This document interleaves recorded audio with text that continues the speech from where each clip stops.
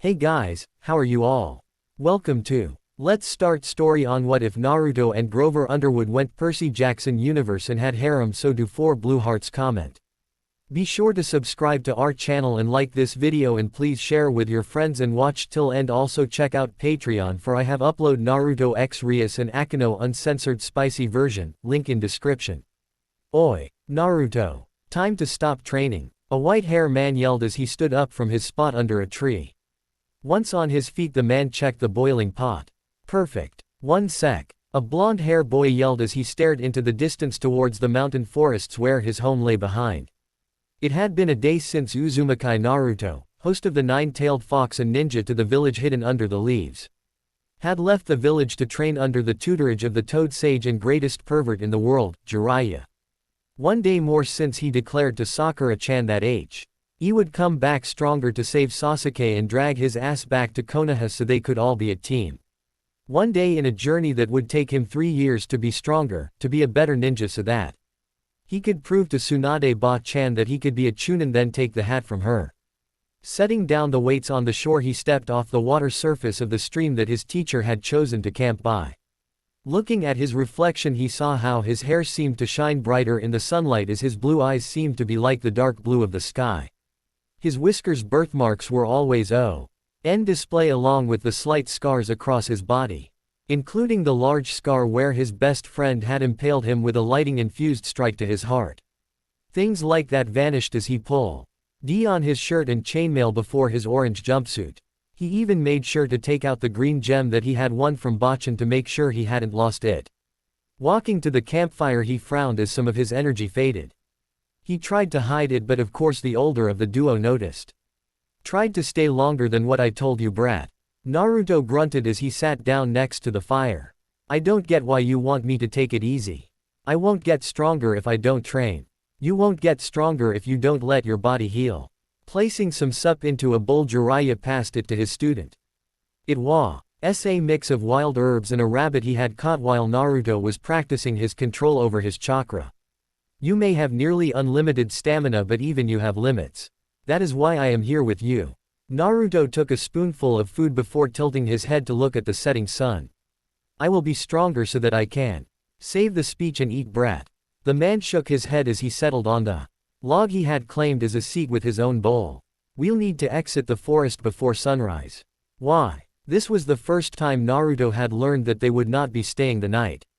It was just a forest, and he had spent nights on the road in the forests around Konoha with Team 7. Heck, he had even spent nights in his childhood in the safe wild areas to avoid mobs. "Didn't you say we should rest?" "We are." It was Jiraiya's turn to grunt. "But this area is said to be haunted by spirits." At the mention of spirits, Naruto felt the hairs on the back of his neck stiffen. "Like ghosts?" "No idea. But there are stories of strange men and women with strange weapons appearing in the mists in this area, sometimes even beasts that no blade and kill unless you use chakra." The man paused. "Not that I believe it. However, I can tell you something that should uplift your spirit." "What?" "Years ago the fourth was found, wandering the mists as a young child. He had no family and seemed not to understand where he was. In fact, we're close to where he was found in the west." Naruto's eyes glittered. "Can we go there?" A hand to the back of head ended that. "No way. I am not going there in the middle of the night. It was only by sheer luck that he was found in the rubble. I doubt there is anything there. Maybe when you're older and we're coming back I'll show you. But until then, leave it." "Whatever you say, pervy sage." "You mean great perverted sage." Naruto rolled his eyes and focused on eating while his mind raced. To think his hero was found near to where he was now. Only problem was that he needed to escape without getting caught by his teacher. He would have to wait for the right moment to race to the site, look around and then get back before he was found out. He could wait. He had to. It was a quiet affair as they ate after that. Naruto usually was a loudmouth, but as the sun dipped below the horizon he found himself lost in his thoughts. Jiraiya took notice but owed his pupil a chance to think instead of wasting energy talking instead of eating. Taking another bowl full, the man took out a scroll and focused. Naruto watched as his teacher sealed away the food for later. Taking another bite, he wished that he could have some cup ramen, but he was banned from ramen for a week by Jiraiya. Jerk. It was an hour later than Naruto heard it. Naruto's ears tingled. A howl came from deeper within the forest as he and his teacher tree-hopped. Leaping to the next branch he paused. His teacher took notice and landed sideways on a trunk of a tree further ahead to look back at him. What's the hold up? Naruto opened his mouth only to shut it. There was something out there, something dangerous. All he could tell is that something was making him wary. I don't know. I feel sorta funny. Okay, I can't explain it, but there is something wrong. Jiraiya crossed his arms with a huff. Look, I told you to slow down your dinner. Also, there are no ghosts in the forest, Gaki. The wind raced through the trees, causing them to rustle. Naruto bit his lip as he tried to think about how to explain that there was something out there. Another howl split the air, CL. Osir, this time causing Naruto to stiffen. Jiraiya shook his head and shifted his stance. It's just a pack of wild dogs. They roam the area here sometimes, kiddo. There's nothing to worry about. You face off against the one-tail bandits. And enemy ninjas, so don't tell me a pack of dogs scares you. Not dogs. Naruto kept his mouth shut as he jumped to the next branch. He did not understand why he knew that whatever made the howl wasn't a dog, only that his instincts told him that. Putting a lid on his concerns, he thought about what Jiraiya had said a few hours earlier, about where the fourth Hokage was discovered only to the west. Naruto's mind raced. They had been moving in a northwest direction, so if he could time it right he could make it to the general area without being caught with the use of clones. A pair of red eyes glowed as a shadow stepped onto the rubble, followed by two more. The fist shadow shook off dust as it felt wind sweep through its fur. Raising its head, it took in a deep breath. There it was again. Something it hadn't smelled in years since. No matter. Kronos had ordered them to obey the Traveler's Son, and he had tasked them to find demigods to join him or just eat them. A growl from its belly made the choice easy. A howl let its companions know it was time to hunt. It paid no mind to the fact that it was not in the location that its master wanted. It was in a forest, and there was someone with a scent that the monster barely could detect. It was like it was hiding under another scent, one of a fox. The monster licked its lips as it jumped into a shadow to get closer to its prey. Naruto felt it before he saw it as a massive shape appeared from the shadows of the tree he just landed on. He yelled in surprise as he was sent flying as the mass of fur came after him. Eyes glowing as its mouth lunged forward to bit him. The beast's jaws slammed down on his midsection with a snarl, only to yip as wood splintered and broke instead of soft flesh. Take this, Naruto yelled as he slammed a foot on the beast's head while it was focused on the long he had used for a substitution jutsu. It cried out in pain as it slammed on the ground. There was no time to celebrate as two more massive black beasts appeared, snarling and snapping at the blonde. What the hell? Flipping over the beast, Naruto took a good look at it and the others. They were like the Inuzuka clan dogs or his teacher Kakashi's mastiff summon, only they were at least 3 meters at the shoulders and were pitch black. Also, all three were clearly looking at him like he was their next meal. Naruto took out several shuriken and launched them at the one that looked like it was going to try its luck and jump. His eyes widened when his weapons passed through the beasts like they were made of smoke. What the? Move, Gaki. Fire style. Great fireball technique. Naruto dove for cover as a large sphere of fire raced over his head, slamming into the beast. It led as the flames licked at its fur, setting it on fire. As it dove and began to roll on the ground, the Nae that was stunned at that time recovered and raced towards Jiraiya, who was clearly the bigger threat. As for the third, it roared as it ran towards the blonde boy. Look out! Naruto yelled at his teacher as he summoned a dozen shadow clones. Jiraiya ducked under the paw strike only to be caught by surprise as the branch he was on collapsed. Naruto's clones let out a cry as they leapt forward to engage the enemies. Naruto was about to join them when Jiraiya grabbed him by the collar. No time, Gaki. We got to run. Naruto winced as one of his clones had its spine crushed. What are those things? Later. We got to make a run for shelter. The man pulled Naruto into the trees even as the beasts tore through Naruto's clones while the third rose from the ground, fur matted and singed but otherwise unharmed. It roared in rage as it spotted the one that heard it flee. The duo raced away as fast as their legs could carry them, hoping to put some distance between them and the strange beasts that attacked them. Sunlight greeted Grover and Tyson as they stepped out of the labyrinth. The Uo blinked as the morning sun blinded them after being underground. Grover shook his legs to remove dust from his fur while Tyson rubbed his single eye. "Where are we?" Tyson asked. He was a Cyclops, son of the sea god Poseidon. Grover swayed back and forth, smelling the air. He was a satyr, a half-man half-goat. He looked around before pointing towards a direction. "That way. It must be Pan." Ma. Ing quickly both carefully moved through the rubble towards the forest. Tyson paused to make sure to leave a sign to the location to the labyrinth entrance so they could return back to his half-brother Percy and his brother's friend Annabeth. Grover did not seem to notice, so entranced to the smell of the wild. Tyson could smell it too, the scent of clean grass, of sunshine without pollution. It was all around them. As if this groove was the center of a place untouched or barely by mortal hands. "This place, it must be where Pan is," Grover muttered as he took a deep breath. "But there's something else." Tyson blinked his lone eye. Blood. Making their way into the forest, the duo kept an eye out for anything. The deeper they walked, the stronger the scent filled the air, of the wild and of blood. It was Tyson who saw it first as pushed a branch out of the way. It was a crater devoid of plants and animals alike. Stepping to the edge, he looked around at the site.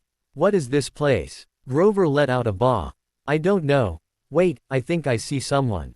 With his hooves finding places to get a grip like a mountain goat, Grover raced into the crater while Tyson climbed down more slowly. There, in the center of the crater, was a beaten and battered male. Upon reaching him, Grover took a step back. "No, it can't be." Tyson stumbled next to his friend. "What's wrong?" I thought." Grover stammered as tears filled his eyes. "I thought I found Pan." Tyson was confused. He looked at the boy and took a moment to realize what the satyr had said. The scent they were following. It was all over the body, like how Percy smelt like the sea or how Annabeth was like an owl. Pan. Grover collapsed and let out a hollow laugh. "Pan. Oh, by the fates, I found the way to Pan." Tyson poked the boy with a stick. "Is he alive?" "Don't do that." Grove slapped the stick away. He then looked at the soot and blood-covered body. Leaning over, he pressed his ear against the body's chest. A smile spread as he heard a faint heartbeat. He opened his eyes and looked at Tyson.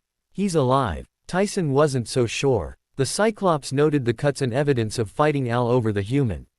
It was clear that he was in a fight with at least one hellhound given the way his clothes were ruined, but there was no mark on his body other than the dried blood. Nor could he see how the boy aided the monster, as there was no trophy and no weapons on him. Bending over, he carefully picked him up.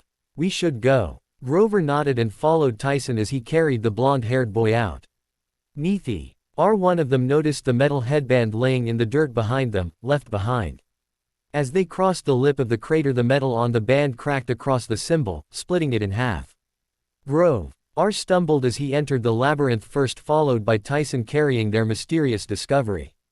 Tyson muttered something about making a sling or backpack to better carry the boy, but Grover paid him no heed. His thoughts were all a mess as he tried to piece together what they had discovered. Instead of Pan, they had walked into a tucked-away forest of the closest pure wild Grover had ever experienced. Camp Half-Blood may have some natural elements, but it was still a camp with scents from all over of the effect of mortals. And he had met Artemis in December, but even she was tainted by the effects of the destruction of the wilds. Although she did have still a wonder scent of nature to her. Grover shook his head. He had to focus on the important fact, that while he had not found Pan, he had found a demigod with the strongest scent of the wild his nose had ever sniffed out. Every part of his being vibrated that whoever the blonde was, he had to be a son of Pan. He had to bite his lip to keep from being distracted by the blonde's scent as they carefully walked the tunnel. Being underground was always terrifying as it always scent of monsters, but he had a job to do. Not only as a searcher but as a guide. If he lose his searcher's license, then that was the price to pay. The Council of Cloven Elders decided that he had only 1 week to find Pan, and with the time-altering effects the labyrinth, Grover could not tell if he had passed the deadline or not. Tyson cleared his throat. "Do you think we should find Percy?" "I think we should." Grover paused. "Should they find him?" Dee separated from his friend, claiming that the path he had taken with Tyson was the one for Pan, while Percy and Annabeth went another path. Given the nature of the labyrinth, they were equally likely to run into them or be trapped forever. He swallowed. We should head back to camp.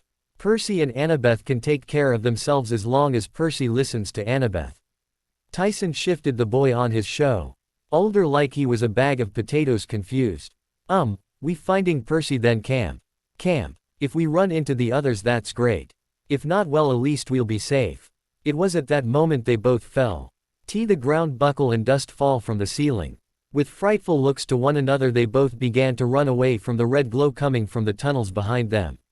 As they raced, Grover felt like they were in an oven. A hot underground oven. He tired not to bawl like a goat when the floor began to rock as an earthquake rippled through the labyrinth.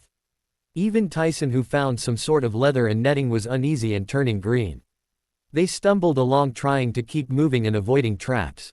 They had no idea how far or how long they ran for. While the labyrinth tunnels changed from era to era, the aftershocks and falling dust were of a greater concern to the duo. At one point a tunnel they were about to go down collapsed from the shaking earth. Tyson was doing his best to keep a hold on the blonde, but the boy had his head bounce a few times on a low tunnel or have it hit by a falling rock. The young Cyclops was embarrassed about that, but chose to keep it quiet from Grover. After all, it wasn't as if the nice-smelling boy was awake to feel the blows to the head. And if anyone asked, Tyson would say that it was not because he had forgotten about the blonde when he ran into that last tunnel, causing the blonde to almost fall out of his hands, but due to the earthquakes. He wanted the camp to accept him like Percy. Tyson's nose twitched. There, he yelled as he pointed a section of wall. Grover bounded over and began looking for the delta sign. Upon seeing it, the satyr pressed it, causing the tunnel to open up above them. Finally, fresh air, Grover muttered as he began to climb up. As his head exited, he found a spear to his face, causing him to recoil. Whoa, it's me and Tyson. The owner of the spear pulled back the weapon, allowing Grover to see it was the daughter of War, Clarice. She grunted as she planted it into the ground and reached out to help him climb out. Wasn't expecting you or the Cyclops back. It's been a week already. Where is Percy and Annabeth?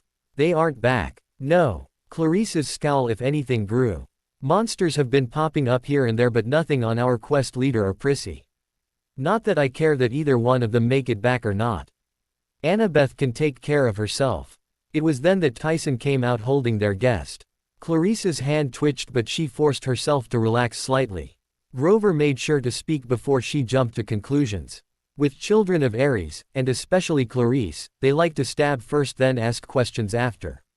We found him like that outside one of the exits. Grover spoke fast. I was hoping Chiron or one of the Apollo campers could take a look at him and see what's wrong. The daughter of War grunted. Chiron is with the Apollo campers doing a check on the medical supplies. Before Argus goes to town to get some more. Grover thanked her only to get waved off as Clarice's attention went back to guarding the entrance. It was clear to both Grover and Tyson how tense the foe rest was as they walked to where Grover hoped to find Chiron. Campers paused for a moment as they prepared defenses and traps to take in the odd trio before going back to work. Nature spirits too were helping prepare, but Grover noticed that one satyr to run towards where the elders were located. Only the closest of spirits seemed to detect what he did all over the boy and began to talk low with one another. It was only a matter of time that every dryad, naiad, satyr, etc. would come to check out the blonde. The blonde had no idea what his presence was causing already. But as was the talk around the camp, that was the focus for Tyson. Unlike Grover, who was focusing on finding Chiron and the upcoming defenses of the camp, he noticed that a few demigods were talking about something about a volcano. The Cyclops hoped that it wasn't connected to the quest or his brother, but he knew that was an impossible bet. The earthquake from an eruption would have been enough to cause the glow and tremors in the tunnels. He hoped that the camp would not have to deal with lava spewing from the labyrinth. Monsters could be dealt with, but a natural event like a volcano eruption channeled through a magical construct that bent space and time. What defenses could demigods use stop the power of a volcano?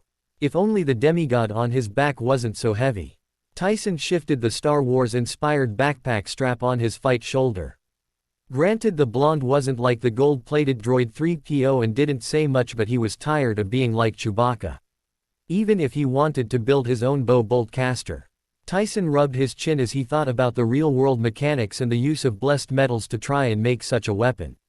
Could blaster bolts kill a monster because it was a ionized gas or W?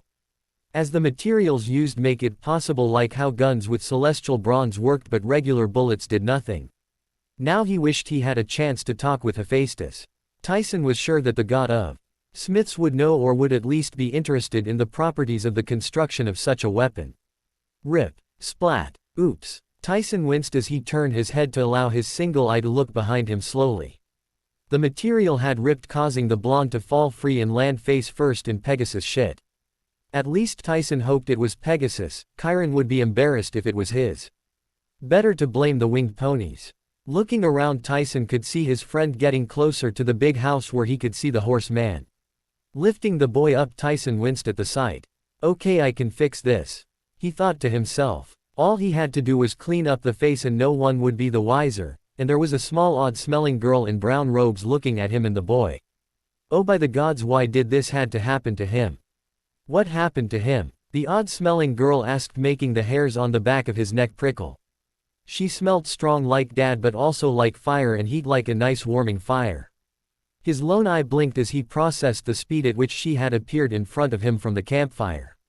Here, let me help you clean him off. Taking a water bottle from her robe, she poured it over the blonde's face, washing it off.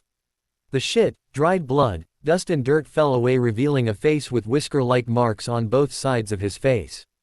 Almost like a fox rather than a cat, Tyson mused. Then the scent of the boy came more clearly, of the wild, untamed and free. Her eyes narrowed as she looked at the boy, then widened with confusion. She looked up at Tyson with an opening and closing mouth. Grover, and I found him. Tyson wanted to kick himself as Grover wanted to be the one to share the news about him, but the girl only nodded dumbly. She then pointed towards the big house. Once last of the shit was washed off of the boy. You should hurry up then. Don't worry about what happened, young Tyson. She closed the water bottle and took a few steps back. I will be back later. How did you? He wanted to ask, but by that time she had vanished as quickly as she had appeared. That was weird. Meanwhile, Grover had made his way to the big house where Chiron was taking to the head of the Apollo cabin, Wilsalis. The trainer of heroes was in her wheelchair as he was marking down a list, while the son of the sun was listing what the cabin needed in the coming fight. It was clear that the older of the two was trying to keep the young hero calm, while the camp medic was animated and passionate about what he and his siblings needed. We need another 50 rolls of duct tape, not scotch tape. Mr. Solis, we do not have in the budget for 50 rolls. The best we can do is get maybe 30 in the scotch mailing tape. You already have. The sun-kissed blonde surfer hair teen flexed his jaw. Then get the Hermes cabin to send the twins to go round up some from the local stores. You know as well as I do they are banned from the nearest stores after their last raiding session. The mist won't save them, as the closest store is manned by a clear-eyed mortal who threatened to arrest them if they ever took a single step into his place of business. Chiron was about to say more, but he then spotted Grover walking up. His eyes lit up. Grover, I am surprised to see you here. Where is Annabeth and the rest of the members of the quest? Grover twisted and fiddled with his hands as he shifted on his hooves. Annabeth and Percy were separated from me and Tyson.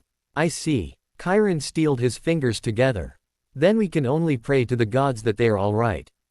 But Grover, it has been a week. Have you in proof of Pan? Whatever the trainer of heroes was to say, it was cut short as Tyson came up with the stranger in his arms. Will was up in a flash to take the boy and began looking over him. A glance at the boy and then the looks on Tyson's and Grover faces made Chiron's eyes widen. Is that? We found him in a strange grove hidden away from mortals, sir. Grover S.W. aloud as he tried not to stare at the clean face of the blonde. Me and Tyson. It was the most pure wild place I have seen or smelled, Chiron, sir. The only thing that came close to it was when I led Pan last winter on the quest to save Artemis. I think he is a demigod of Pan. Will glanced up at the stunned centaur, ignoring what Grover said. He had to focus on the boy. He has multiple healed broken bones. A hairline fracture to the back of his skull. Lacerations to several areas, and his hands need to be re-broken to reset the bones there. Will tore the rags that must have been a jumpsuit and let out a hiss at the sight. The upper torso was a patchwork of fading purple and blue. Scars and burns of different ages littered the body. The largest of which was a massive scar next to where the heart would be. Almost if someone had plunged their hand into the body to try and kill the boy. The most recent wood was the clear bite ring of a hellhound on the lower right of the body that was green with infection. Will reached out and pulled a fragment of a tooth that was barely visible, but his demigod nature allowed him to spot that Tyson and Grover missed. "Get me some ambrosia and nectar now," he yelled at his sibling who had just stepped out to the big house. "How the hell is this dude still alive?" Chiron pursed his lips as the young demigod was lifted by Will, who began to carry him to the nurse station. Looking at Grover, he spoke finally. "The elders will be told of your return. But I will pressure you to wait till the boy is awake until you ask him about Pan." "So you do think that he is?" Chiron frowned as he rose from the wheelchair to show his true body hidden within. "I hope indeed, Mr. Underwood. I have not trained a child of Pan in so long that I can be forgiven if I am wrong. But if he is the son of the god of the wild, then you have delivered more than proof." With his piece said, the trainer of heroes began to trot to where the grove of the elders was to talk to the old satyrs. Tyson looked around before wandering off to the forges to help out the campers of cabin 9 and 6 make more weapons for the upcoming battle. As for Grover himself, he just stood there wondering what he should do. "Grover." The satyr turned to see Jupiter coming towards him, a look of concern on her face. "Hey, I am so glad you're safe." The dryad gave him a hug, then took a step back but held onto his hands. "Have you heard the news?" A chill went up Grover's spine. Was it already out? Did the elders take his card way already without him being there to show his proof? "What news?" The dryad shook her head. "I am so sorry, I forgot where you were sorry. It's Mount St. Helens. It has started to erupt and the nature spirits are fleeing the region before it blows." An uneasy feeling crept up and down Grover's spine. He had not thought about it, but his link to Percy had flared before going silent. He hoped it was just the stress and his own situation that was clouding his link. It wasn't as if Percy was caught up in the explosion. Right. Oh gods, what if he set off the volcano? It was just his luck to be paired with the most troublesome and chaos-causing son of the sea god. He was the only demigod son of Poseidon, and Grover was thankful there was only one of them. With all the troubles that came with one, the camp would need to repair it at the end of every summer at the rate Percy's trouble caused. Even Talia wasn't so bad. Granted, she did blow out the camp's electrical grid in the fall, causing the daughters of Aphrodite to let out the worst scream he had ever heard that day. Talia had spent the rest of the day being a battery to power the washer and dryer for the daughters of love, because the camp had to replace all the wiring and the girls needed to go to some party. He never told anyone, but he made sure to keep a photo of Talia in a bright pink dress for blackmail. It was too good of a chance to pass up of getting a photo of her looking like some dressed-up Barbie doll. Clearing his throat, he focused back on his girlfriend. "I didn't know." Well, the tunnels underground were shaking and there was a red glow behind us. MMPH. Jupiter Gav. Grover, a lip-locking kiss making his eyes go wide as she pulled away. "I hate that you went in there. I know you care a great deal for all us nature spirits to find Pan, but would it be that bad if you settled down for a bit with me?" Grover stammered as Jupiter walked her fingers up his arms as she gave him a pouty face. Before he could say anything, Will stepped out, making the poor satyr jump and spin around. "Will, what's the news on the kiddo?" He tried not to pay attention to the glare his girlfriend sent his way. Grover was for sure not using Will's appearance to avoid answering her. "Nope, not at all." Will looked at the two nature spirits before rubbing his brow. "Well, I can say that if it wasn't for Tyson and you, I have no idea how the kid could have survived. He looks like he was put through the fields of punishment and spat out. Hades, I don't even know how much he had left in him if it wasn't for the ambrosia and nectar. Whoever he is a fighter." Jupiter noticed the rags on the floor. Lifting up what was the collar, she took a look. "I have never seen anyone wear something like this. It's bright orange and blue. Who in their right mind would want to wear that?" Will muttered as the tree spirit handed it over to him. He looked around for a tag or something for identification. He hissed as his fingers got nicked. "Is this chainmail?" Ripping the material, the trio saw it was indeed metal chainmail, or at least parts of what was left. Seeing a tag, Will pulled at it and stared at it for a moment before looking at Grover and Jupiter. Can either one of you read this?" Grover took the tag from Will. Whatever this is, it's not English or Greek." Jupiter. The tree shrugged. "No idea. Maybe ask Cabin 6. They should be able to translate, whatever it is." Will stepped back. "You do that. I need to keep an eye on our newest guest." Will. The demigod paused at his name and looked behind him at Grover, who had an unusual serious look on his face. "You'll let me know when he'll wake up." Will turned his back and said nothing, letting his presence fade as he entered the big house. Be his answer. Being the son of the god of truths made it hard to lie unless it was to better the chances of a patient or given them some small comfort before they passed on. But if he was being honest with himself, Will was unsure if the kid was going to make it. Currently he was in a coma and his chances were slim. The camp didn't have the resources to spare and the blonde boy needed someone with better skills than himself. Looking out the window towards Sun, Will sent a quick prayer towards his father, hoping for some divine inspiration or something to better the odds. Turning on the sink, he began to scrub off the filth on his arms. The running water and the simple repeating actions of washing helped to center himself. ADHD was like that, better to have the little things help focus you when not in battle. Once he was sure he was cleaned up, he dried his hands and entered the medical ward. On the bed where he had left him was their unknown demigod. Chest slowly rising and falling as the heart monitor beeped in the corner. "Just who are you?" LL muttered, more to himself than to the sleeping boy. Now that he was cleaned up and out of danger, Will could make more of an observation. The kid looked to be somewhere between 12 and 13, but had some serious malnourishment signs. This body was toned and the way some of the scars were angled showed he was a fighter. The muscles were healthy, showing signs of use and wear of someone like the Aries campers. But also he had some training, as the callus on his knuckles, feet and elbows were thick to protect the body but not so to limit use. Will could almost say that the kid practiced some sort of martial arts, but at the same time it looked like he fought like a street fighter. Rough, wild, chaotic. There were signs of abuse if the whimpering and spasms in his unconscious state were like the signs he had seen before. Demigods were rarely living in good homes, not all were as lucky as Jackson, and being forced to live on one's own was a price they paid. Was the blonde abused, or was an orphan who was treated badly by others at an orphanage? Or was he a runaway who was ambushed by larger kids, adults? Whatever the case may be, they would get no answers until the boy woke up. Reaching into his pocket, Will pulled out the only object that was in the boy's pockets. A single poorly crafted knife or dagger. It was made of iron with a rage wrapped around the hilt for gripping and a cleef or rope or string to be tied to on the end. It was double-edged, so he was sure it was supposed to be a dagger, but filling the weight and shape he wondered if could be thrown. He was no smith or war child, but Will knew how to use projectiles. But he had one summary that he was sure all three cabins would agree on. This was a piece of shit of a weapon. The balance was all wrong if someone wanted to throw it. The blade itself was both dulled or sharpened too much to do any good. It was as if the boy was given a poorly crafted weapon on purpose. And then there was that. On the boy's stomach as a pulsing red glow coming from symbols of some sort. It had appeared as soon as he had given the kiddo a sip of nectar and a cube of the on-hand ambrosia. Will had thought that the blonde was being burnt up, only to have it be limited to the symbols. Whatever was causing it felt old and twisted, both a part but not a part of him.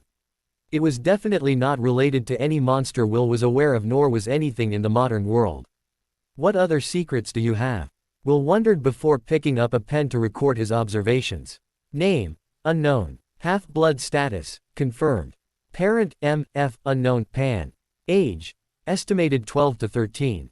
Date: June 13, 2008. Patient was brought in by Grover Underwood, Satyr, and Tyson, Cyclops, from somewhere. Injuries are treated but individual is in a deep coma. Unknown energy or presence detected in abdomen. Will carefully went into as much details as he could.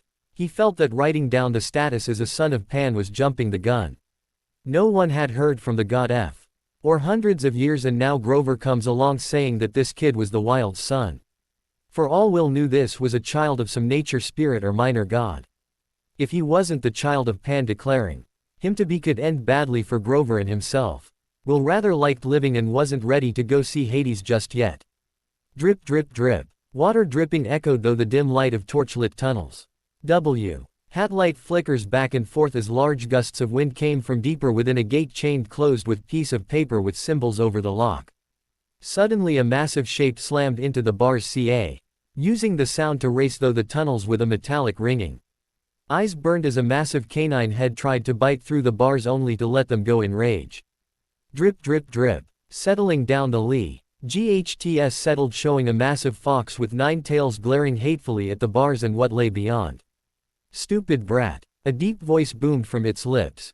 If not for your father and mother I would be free. It trashed its tails, causing the pool of water to froth and send waves at the gate.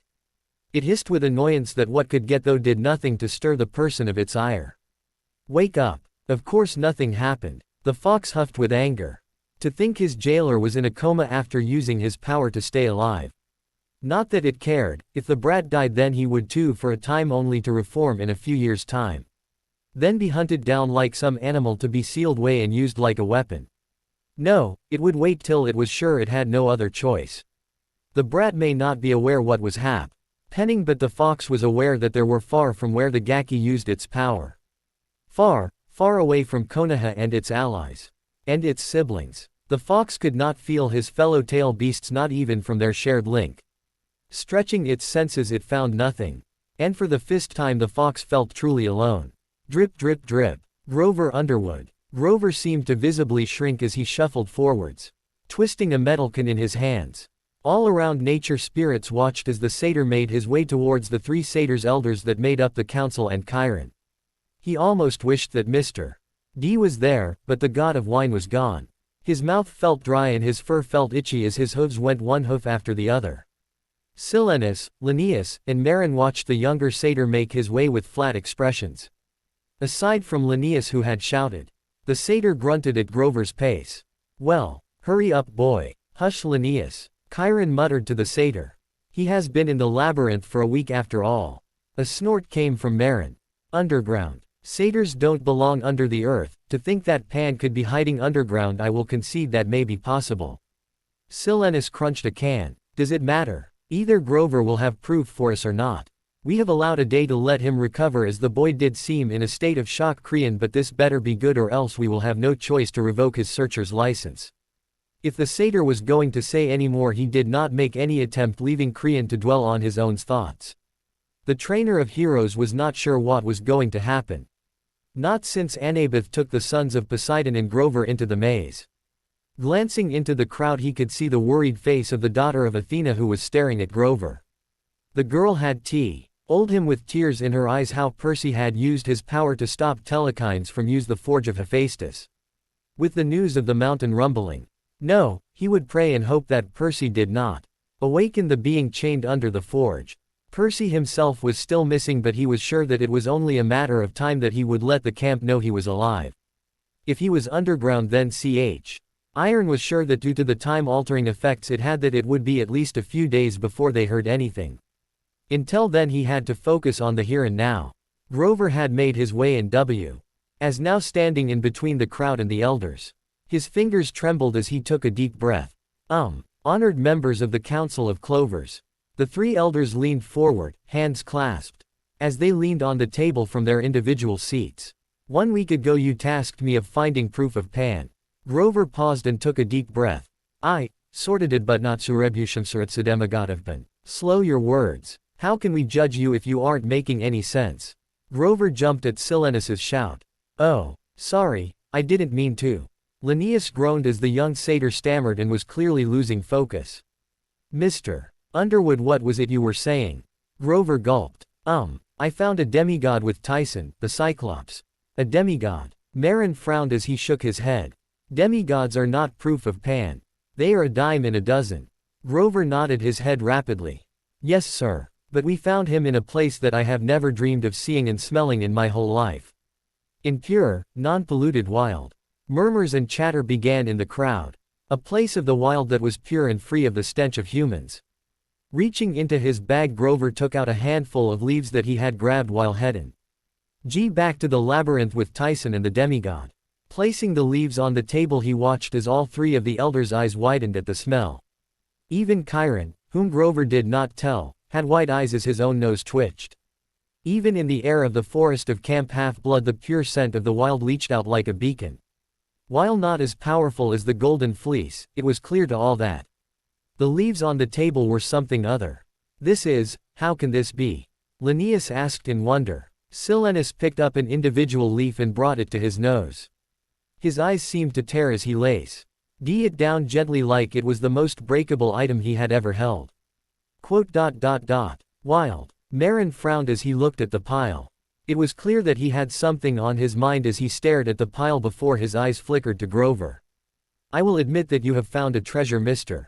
Underwood. But let me be clear, do you even know where you were? How can this wonderful gift be your proof that you heard Pan? Naiads, satyrs and dryads all spoke up in protest only for Grover to wave them off. He would stand on his own words. I did not say that was all, sir. I have more to say. Chiron, sir, if you please. Chiron said nothing as he took his own steps forward and reached into his own bag. Upon pulling it out, it was clear to all that the trainer of heroes had a hold of cloth, no, a jacket of some sort. Placing on the table next to the leaves, he took several steps back. Grover swallowed. It was a risk, but he had been able to convince Will to let him take the remains of the jacket belonging to T. He blonde in the infirmary instead of burning it. All three of the elders looked disgusted at the sight of dried blood. What is this? Marin hissed at the sight of the man-made cloth next to the leaves as it was an affront. It belonged to the demigod that I found with my friend. Grover straightened his back. Please, you'll understand if you smell his scent. The trio's faces twisted into forms of disgust. Looking at one another, the trio seemed to have a silent conversation about who would be first to take in the scent. As they did so, Annabeth, who had been slowly making her way towards Chiron, finally got his attention. The two made their way over to a corner as the three satyrs began to wave and point at one another. Before she could ask any questions, Chiron placed a finger over his lips. Fine. Chiron glanced over his shoulder and watched as Linnaeus snatched up the jacket. A shiver that was visible to all went down the old goat man's spine. He slowly handed it to his right bef, or leaning back and opening a bottle of wine. In front of all, he took a large swig of his drink, which once he was down he began to laugh. What is happening? Annabeth asked Chiron as the second of the elders took a sniff. Chiron gave the girl a sad, soft smile as he said only one word. Pan. Hestia looked at the still form of her nephew as he stared blankly at the wall, too stunned to move or speak. The goddess of the hearth had spent the better part of a night trying to find the god of messengers.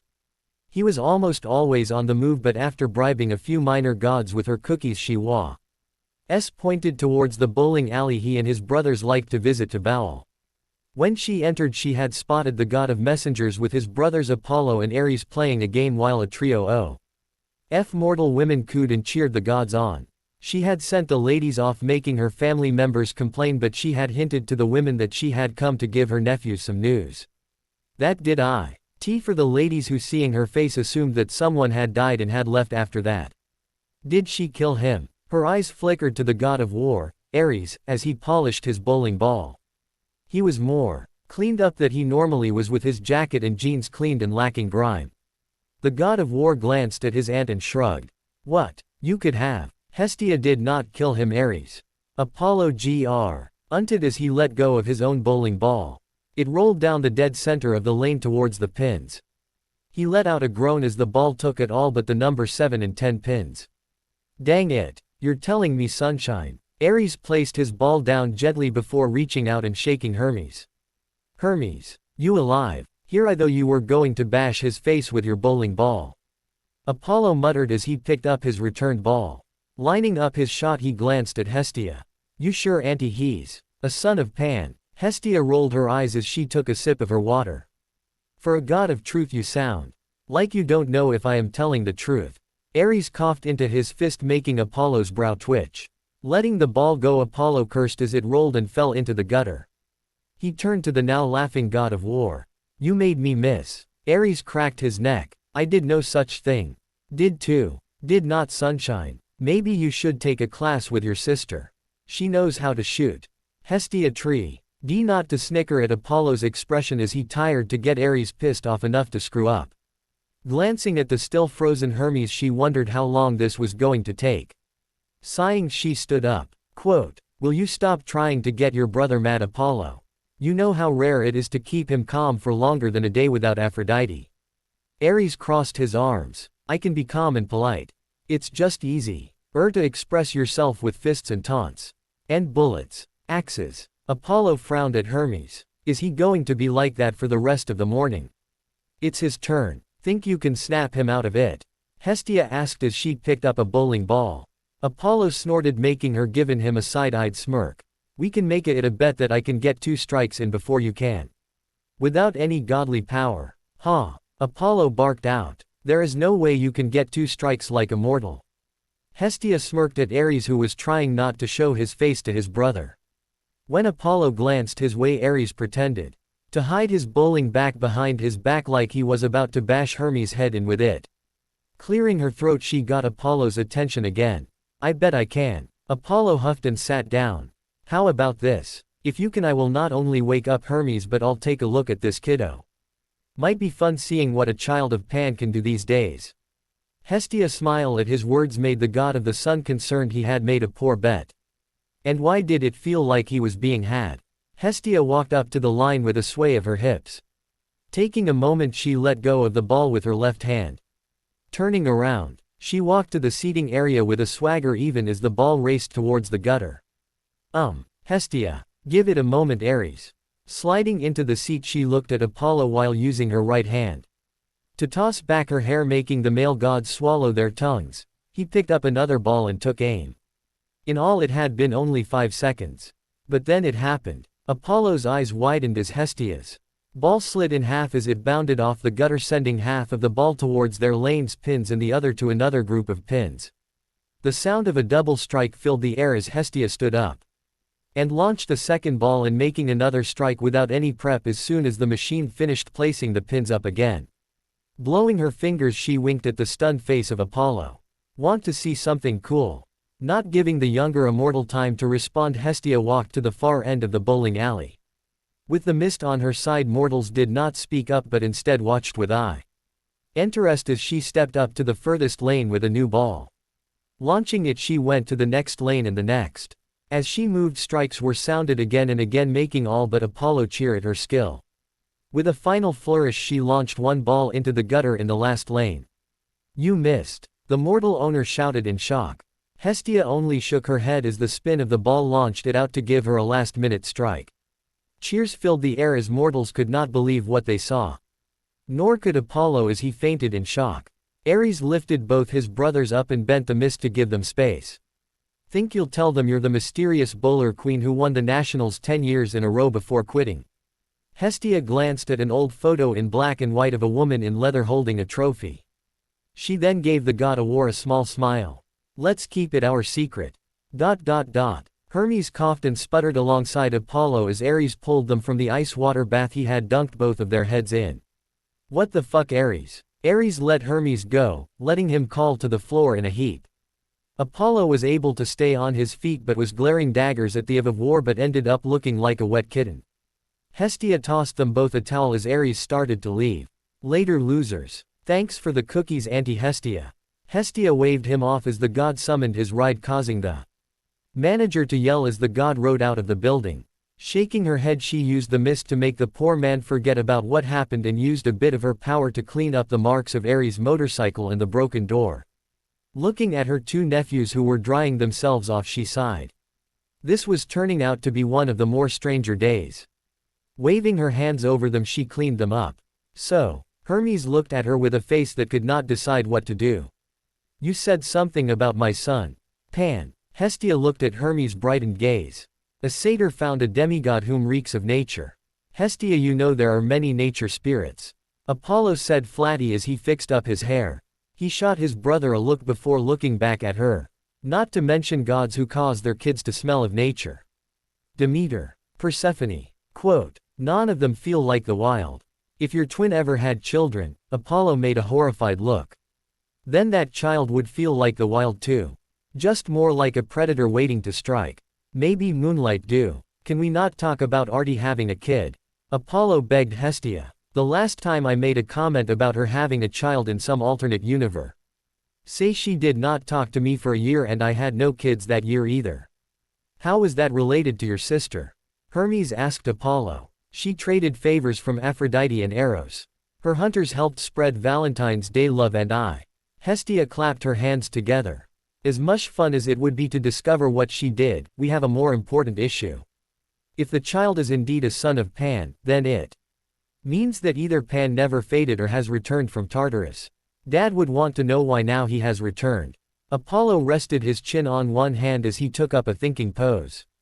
With the Titans escaping, he will wonder if Pan has allied with them like the other minor gods.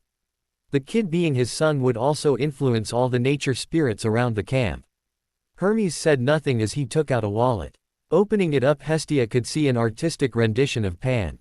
When Lysis spoke of Pan, of his death in Ephesos, Hermes was the one who rallied the satyrs to find his son. The god of messengers even dragged the mortal to Hades to be punished for slandering his son in his rage. Hades granted his request to be punished for the results of the mortals plundering the wilds but not the message which irked Hermes.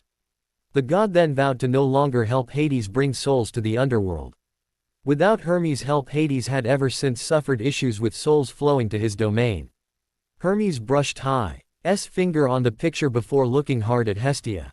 I want to see the satyr who claims to have found Pan's son. Apollo shivered at Hermes' flat tone. If whoever found the demigod was lying, the god of messengers would raise all of Hades. In fact, Apollo was sure he would make sure that the satyr's soul would stay with their uncle for lying. Hestia nodded. Then we should go to Camp Half-Blood. With a flash, all three departed from the bowling alley with almost none the wiser as a set of ears had heard the entire thing. A son of Pan, huh? Luke will want to hear of this. Pan. Annabeth just stood with a dropped jaw at the name. Chiron did not blame the girl's reaction. He too found it difficult to accept that after 2,000 years that a son of Pan would appear. With the situation of the labyrinth, he could imagine that Pan could have been hiding. However, the maze was a known factor with many entering and exiting over the centuries. Someone should have noticed a man with large horns and goat limbs. But to appear now was a sign of change. For good or ill, the old trainer of heroes did not know. This has to be fake. Annabeth's and Chiron's head snapped over to the table. Silenus had thrown the jacket at Grover. Grover stumbled back trying to get a hold of the cloth while staring with a shocked expression at the enraged face of the older satyr. Elder, this is proof that Pan is alive. The boy. Silenus slammed a palm on the table causing his belly and beard to wobble. The demigod is not the son of our Lord. While you have given us a miracle of a wild place, it is not proof that you have spoken to Pan. Marin nodded his head. Indeed. You have slandered the name of Pan too many times. This demigod has not been claimed, so how can you claim that he is the son of the wild? No, your so-called proof is nothing more than a falsehood that has shamed your entire family. Grover reeled as if struck. Linnaeus opened his mouth as if to say more but then hesitated. The elder seemed to be unsure of what to think while his colleague got more riled up. With each sentence, Grover seemed to fall apart bit by bit. Jupiter raced out of the crowd and held him as his legs almost gave out. They Dryad glared at the old satyr while she tried to get Grover away from the crowd that was watching the humiliation unfold. This was the situation when Hestia, Apollo and Hermes appeared with bright flashes. Marin, finger raised and mouth open, froze at the sight of three Olympians. Annabeth, who was held back by Chiron until they appeared, raced forward and helped Jupiter pull Grover away from the trio of gods. The child of wisdom did not understand what was happening. It was as if the fates had decided to not only make her worry about Percy but also Grover as well. Why was the world seemingly falling apart? Nearby demigods wandered over to see what was happening only to freeze in surprise at sight of three immortals standing in the middle of the groove. Chiron stepped forward and bowed along with all present. All hail the lords Apollo and Hermes. Hail Lady Hestia, goddess of the hearth. Chiron. Hestia gave him a soft smile. I hope we are not interrupting anything. Her eyes wandered over the groove, making the three elders shrink in their chairs. Hermes stood with a frown on his face as he looked around. Seeing the blooding jacket in the hands of Grover, he looked at carefully. Girl. His voice as hard as he looked at Annabeth. Bring that to me. No one dared say anything as Annabeth carefully removed Grover's hands from the cloth. The poor soti. Was too stunned to understand what was happening, so it took the daughter of wisdom a moment to extract the clothing from him. As she made her way to the god, she could feel all eyes on her. Well, not Grover's or Jupiter's, as she was busy looking after the in shock satyr.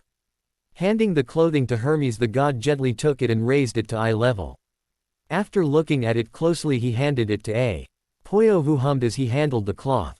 The god of the sun looked at Hestia after a moment and spoke rapidly in Greek, too fast for Annabeth to understand. The goddess replied in the same rapid talk before looking towards the big house. Apollo glanced where her eyes pointed before looking at his brother. "I'll be there." Hermes nodded as Apollo walked off, lost in his own world. Hestia glanced at the assembled nature spirits. "All of you please leave us. Chiron, Miss Chase, would you please attend to your tasks? Don't worry about Grover, I will help Jupiter with him." She rubbed Hermes' back as she walked off. Jupiter stumbling alongside carrying her boyfriend. Chiron trotted out to find Argus to see what the security guard had found. As for Annabeth, she headed back to her cabin to look up anything about Children of Pan. As soon as she stepped out of the groove, a blast of heat and a yell of rage mixed with sorrow, confusion, pure raw emotion filled the air. The demi-goddess flinched at the sound and the following screams of the three satyr elders. Will tapped the pen on the clipboard as he wrote the current update on their mysterious demigod. Using his free hand, he opened up the eyelids of the boy and marked down the details. "It was fantastic how the body worked," Will thought to himself as he noted that the swelling has gone down and the eyes looked clearer now that a day had almost passed. The right eye was now no longer purple in color but a light blue. The old markings on the cheeks did not seem like scars but a strange birthmark that made the unknown seem like a feline or a fox. The off markings on the boy were also fading, but the reasoning was lost to Will as they came back when he gave the boy a sip of nectar in the morning. A beam of sunshine crossed the boy's face and Will wondered that perhaps he was a brother of his. The boy's body seemed to heal slightly faster in the direct light, the hair color and eyes. Will shook his head. He had found the demigod's facial structures to unlike any other in the camp or medical books.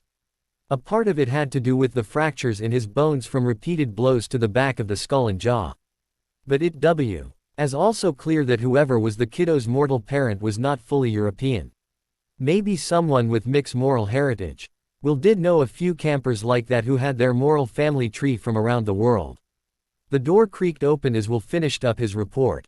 Not paying any mind to whoever opened the door, Will spoke up while trying to write the correct information. "I am a little busy at the moment." A familiar voice answered with a flat but with a tone of humor. "Too busy to say hi to your pops." Will almost dropped his tools as his dad, Apollo, walked in. The god pulled up a chair and sat down by the bed and leaned forwards looking at his son. Will's mouth opened and closed at the fact that his father was at camp, the same room as him. "What? Cyclops got your voice or something?" "No." Will shook off his shock and went to hang up the medical chart. "Just wasn't expecting you here." Apollo leaned back, beach body abs peeking under his shirt. "Well, I was going to get laid but Aunt Hestia wanted me to come take a look at your guest." Will's eyes flickered to the slumbering boy. "Your help would be nice." "Oh." Apollo's eyes twinkled. "The kid should for all intent be awake." Will summarized as he passed the notes to his father. The god flipped through them as Will went on. He was found by the satyr Grover Underwood and the Cyclops Tyson in the middle of a crater in the middle of a forest. Grover claims that he is the son of Pan, but I have doubts. "He's not mine." Apollo flashed a grin making Will blink. "Oi, I have a lot of great swimmers, kiddo, but not every child with blonde hair and blue eyes is mine. And for the record, I doubt he is dad's. At least I hope he isn't." Will rolled his eyes and hid his smile at his father's outburst. Chiron was sure that he isn't after he tried to ask Zeus.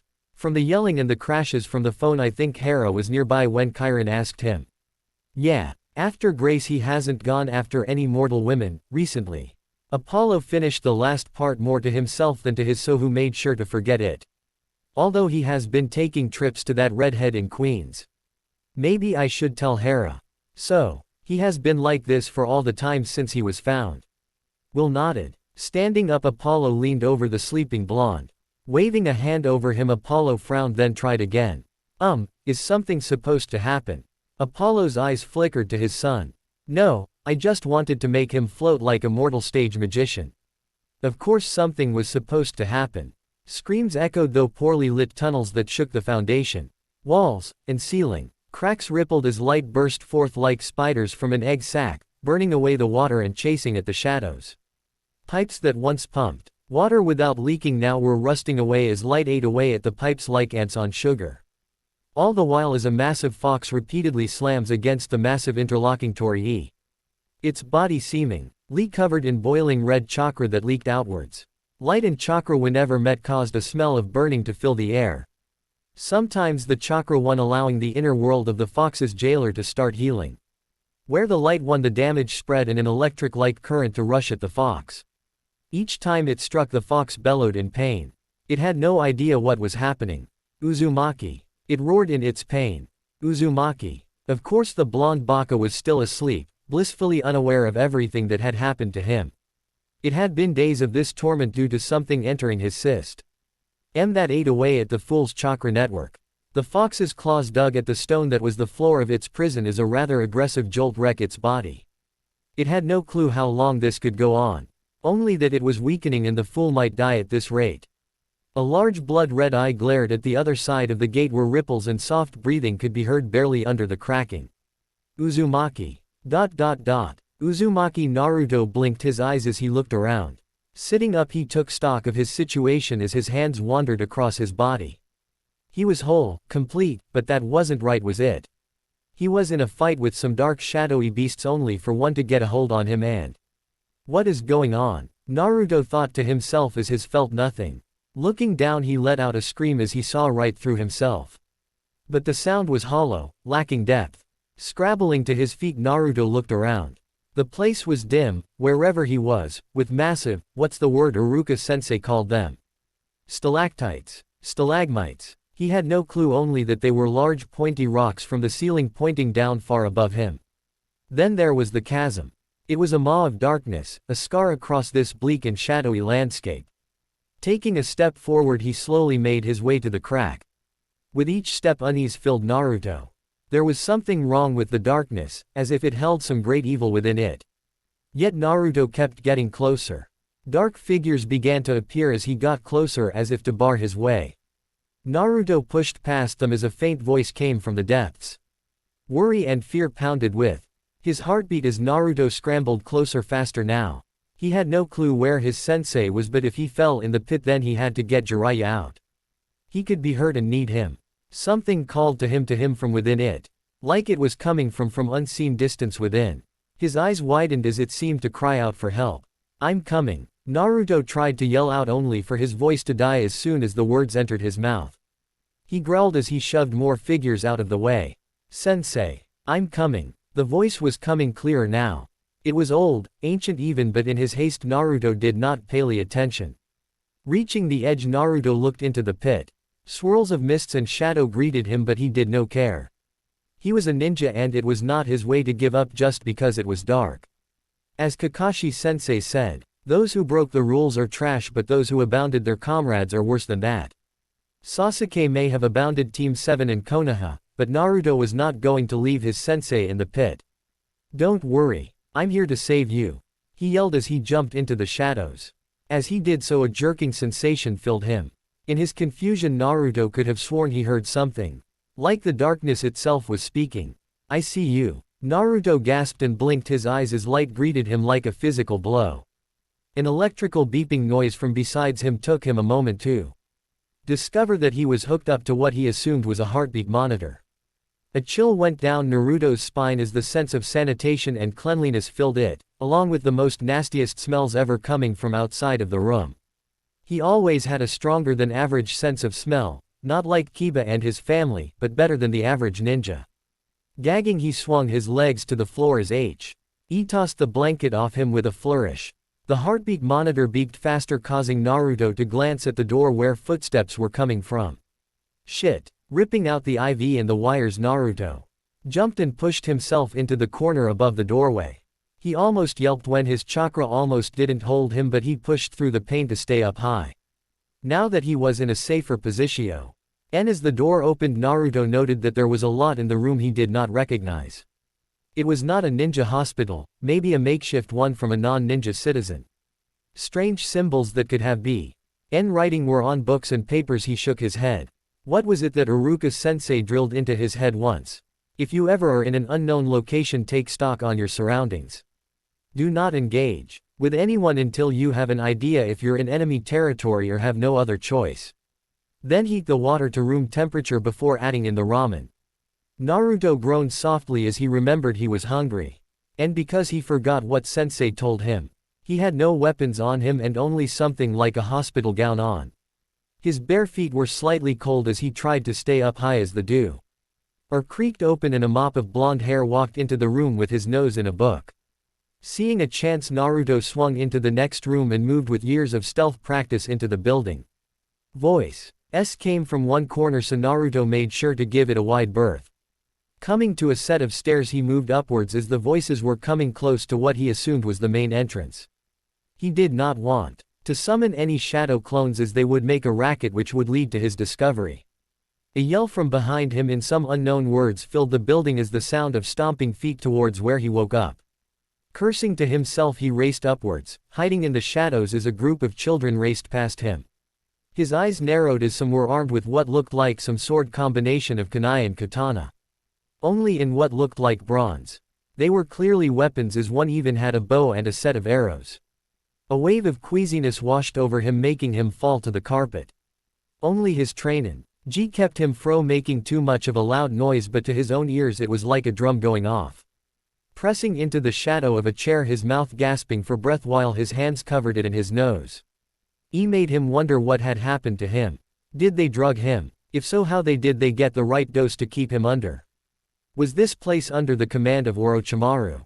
Peeking over the chairs too. He noted that this place didn't feel like a ninja hideout. It was too open-spaced and somewhere to relax, not a base to keep a last stand. Checking his options, he spotted a set of stairs leading upwards. It took him a moment to gather enough chakra to quickly move to the next floor by bypassing the stairs to jump to the wall, then onto the floor of the second story. Sadly, the first weapon he spotted was a fake when he spotted it. But from what pictures he spotted showed that there were a lot of people with the same shirt holding a wide range of weapons with smiles or the like on their faces, with a tall buff dude without a shirt. Is this a bandit kid training camp? Naruto wondered as he explored the second floor. There were bandits in the land of fire, some of which had families with them as they only turned to robbing to survive. But they were too armed, and from looking out of a window showed him that this was not a bandit camp. Naruto's eyes narrowed as one raced up to what looked like a sort of horseman. It was clearly male and had weapons on him that Naruto was sure that the individual knew how to use. Was he someone with a weird bloodline limit or some sort of just gone wrong? Another figure came up to the horseman covered in eyes. Naruto's own eyes widened as the figure pointed right at him. Fuck. Jerking away from the window, Naruto realized that if the inhabitants had no id. Aware he was, they did now, as footsteps echoed from the stairway. Readying himself, he grabbed the closest thing he could use as a weapon. The door burst open and a girl stomped in. She was wearing a strange helmet made of metal and an awesome orange shirt with more of the strange words on it. On the center was an image, perhaps the symbol of the village she was in. She was taller than Naruto and looked like she could take a punch or two. Not that it mattered, as Naruto preferred to fight dirty like all ninja, unlike the girl who was too clean and looked like all she did was train. A spear in her hands crackled with red lighting was a concern for him. Naruto took a step back to prepare for anything. The girl frowned and said something to him. Naruto's head tilted as his eyes narrowed. Or she spoke something he didn't know, just his luck. Glancing at the window, the girl stomped forward and reached out to grab him. Naruto's brain worked overtime. Either he jumped out the window he was sure more of these awesome orange shirt would be waiting for him, or he had to fight her off while they made their way up the stairs and into the room where he would be overwhelmed and captured. He chose option 3. Fight. His fist slammed into her face, making it jerk back hard. Flipping over the nearby shelf, he shoved it to the floor towards the door with his feet while using chakra on his hands to stay up high. The girl scrambled out of the way as the shelf and books fell down, blocking the exit from being opened from outside of the room. The banging on the door told him he was rigged to block it, but before he could dwell on this, he had to fall to the floor to avoid the spear thrust. The girl garbled yelled at him as she tried to pin him against the wall. She was quick and had read instincts that prevented him from just doing anything more than just dodging. Naruto growled in his mind as more banging was heard through the door along with shouting. The girl seemed to yell at the people behind it as the banging had shifted from being random to more focused on repeated repetitive blows to push the door open. The door groaned and would let out screeching sound as the blocked door gave way little by little. Dang it, Naruto. Naruto cursed himself as the cracking spear niched several hairs from his right side of his head. Why are you holding back? This is no time to hold back just because you're drugged. She's a citizen and she's got you pinned like a rookie academy student. Narrowing his eyes, B grabbed her next thrust, pushing the spear into the wall while spinning to deliver a kick to her side. This forced her to let go to block the blow with her arm, but the power behind his kick made her eye widen in surprise. Naruto winced as she slammed into the wall next to the window, but he had to act fast. Gripping the spear, he threw it at the door jamb. Luck was on his side as the spear was true, burying the spear point into the wall and pinning the shelf in place for a few more precious seconds. A roar was his only warning as the haymaker slammed onto his shoulder, making him cry out. The girl was clearly no longer holding back as she thing landed a combo B. Low of a clap to both of his ears, then a knee jab to Naruto's abdomen. Naruto reeled from the combo, trying to find his balance, only for the girl to flip him onto his back. He did not give her time to celebrate as he threw the nearest object in reach at her. Of course I had to throw a book at her, he thought as the leather-bound evil object was easily avoided by the girl, who cocked an eyebrow. I know. I threw the book at you. The girl didn't seem to understand the words, but maybe it was the act that made her grin get bigger. She cracked her knuckles and came down with a punch that was clear to knock him out. Unfortunate for her, Naruto was ready. The girl yelled in surprise as he tossed her out the window.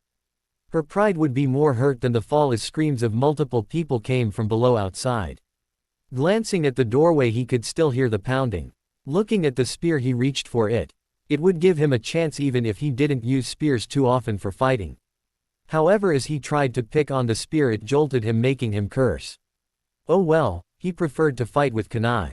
Gather his chakra, he raced at the eastern wall. It was a gamble that it would lead him to the eastern side of the house outside. It gave way like crumbling a can, not made to stop someone like him. Wood chips, plaster and nails rained down around him as he rolled to a stop on the grass outside. Plummeting from the second story. Eyes stared at him in surprise, but Naruto did not care as he began to run. He did not run towards the odd tree that felt really good as it was clearly a wrap, so he raced towards the grouping of buildings shaped like a funeral urn.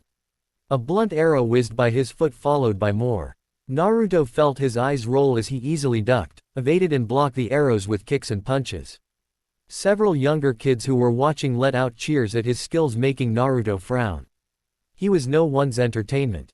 The sounds of hammer blows on metal and the smells of wood burning filled his nose. His eyes glittered as that meant a blacksmith. Veering to the left, he avoided a net as he followed the scent. He muttered sorry to the poor pale kid who got his face bashed in by Naruto's knees as he raced into what he assumed was the blacksmith forge. The boy yelled and rolled the ground as his hands covered his nose. It was strange for a bandit camp. While Naruto approved all of the orange, it was clear that this wasn't a bandit camp. Maybe a remote cult that was hidden away from the rest of the Land of Fire. There was more yelling as more orange shirts stopped what they were doing to try and grab him. Not that they could, as Naruto was in a rush. Even if his chakra felt like lead, dizzy from being in a beat down from that girl, and woozy from the fall from a second story.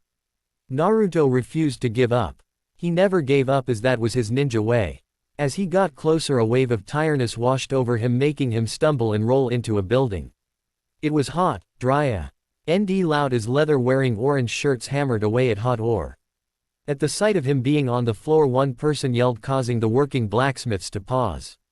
Seeing their muscles and their know-how of hammers, Naruto decided to veto trying anything here.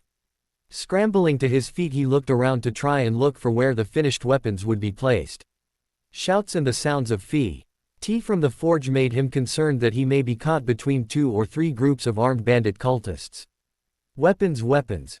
Got to find a weapon. An innocent shed close by was a good choice. But more armored goons were coming along with the horse dude. Placing his fingers together, Naruto smirked at the nearest group who were trying to capture him. Taju Kage Bunshin no Jutsu. Multiple oofs of smoke rose as a dozen or so copies of him appeared. Naruto felt his vision darken and his feet got unsteady under him, but he pulled himself together. Most of his clones yelled as they leapt at The confused orange shirts who had now were panicking as they found themselves in a brawl that they were not expecting to happen in the middle of their forge. Naruto himself and two clones watched our moment with frowns on their faces as the two groups engaged in combat. It was clear that maybe they weren't as skilled as he thought. They suck, the left clone said as one girl yelped as she was struck to her face as one clone ducked under her hammer swing. Naruto, main body, laughed as a cluster of orange shirts screamed in terror as one clone transformed into a giant spider. He couldn't help it was only a spider. He had hoped it would freak out the girls as most citizen females were scared of spiders. Seemed easy enough of a tactic to drive off a group of them. He was not expecting a whole group to freak out and drop their weapons in white-faced terror and run away screaming as the spider raced after them. Another clone had already tied up a blacksmith in his own leather apron while a third and found a bow and was trading pop shots at the closing in group from the blue house. Naruto blinked as it clicked in his head. Why is it blue? Shouldn't it try to blend into the surroundings? Boss. The shed. Quote. Naruto blinked as the clone on his right shook his shoulder. Oh right. Turning, the trio made their way over to the shed. Main body Naruto growled as he did a pull of what looked like a lock on a chain. Looking a clone, he raised his right hand, making the clone nod. Working together they began the process of spinning, condensing and adding chakra. A bow. L of destruction began to form as sweat dotted Naruto's brow. His chakra felt dangerously lower than normal even if his body felt amazing. Almost like the time he was with Team 7 learning to tree walk with his chakra. Biting his lower lip, he focused as his control wobbled for a moment as pain rippled from his lower leg. A part of him wondered how he knew that he was struck by an arrow by the horse dude after his clone had knocked out one of the larger orange shirt boys. Look out. Naruto was shoved to the side as a ball of what looked like lava slammed into the clone, helping him, dispelling the almost done jutsu. Looking from where it came from, Naruto saw a boy with brown hair reaching to a bucket where more molten rock was held. The boy yelled to him something, but by this point Naruto had heard the same thing from a lot of the orange shirts. A part of him wondered if they weren't trying to capture him but trying to get him to calm down in order for them to talk. Screw talking. Naruto raced towards the boy and used his face as a springboard to move away from the forges. He would say sorry later, now he had to get out of there and find pervy sage. Boss. Naruto jerked his body to the side to grab a pair of daggers made of bronze that a clone had gotten from a blonde boy. Grinning, Naruto raced towards the forest with his lute in hand. Arrows and insults, at least he thought they were insults, followed along with the orange shirts. Oddly enough, one dude had legs like a goat racing after him with waving hands. It mattered not as he was about to break into the tree line. Bam! Naruto's head jerked back as a fist like it was made of metal crashed into his face from behind a tree. Slamming into the ground, Naruto was unprepared for the boot to slam onto his chest, pinning him down. The daggers were quickly removed from his hands before the man placed the tip of the strange weapon on his throat. The man spoke, but the strange words made no sense to Naruto. The man reached down and pulled Naruto to his feet, holding onto the medical gown that Naruto was wearing. As both made their way towards the group of evil orange-wearing citizens and the strange half-animals, Naruto wondered if it wasn't too late to use a replacement jutsu. But his reserves were so low he wasn't sure if he even could. So he settled on pouting and plotting his way to escape. Now that he wasn't focused on running away, he noticed that this place wasn't so bad. It had a cool wall of lava and a place to practice with weapons. The man kept trying to talk to him, but Naruto rolled his eyes. Yo, you do know I have no idea what you're saying. The man frowned and seemed to think while the horseman dude trotted, or was it walk, as he was part human, up to them.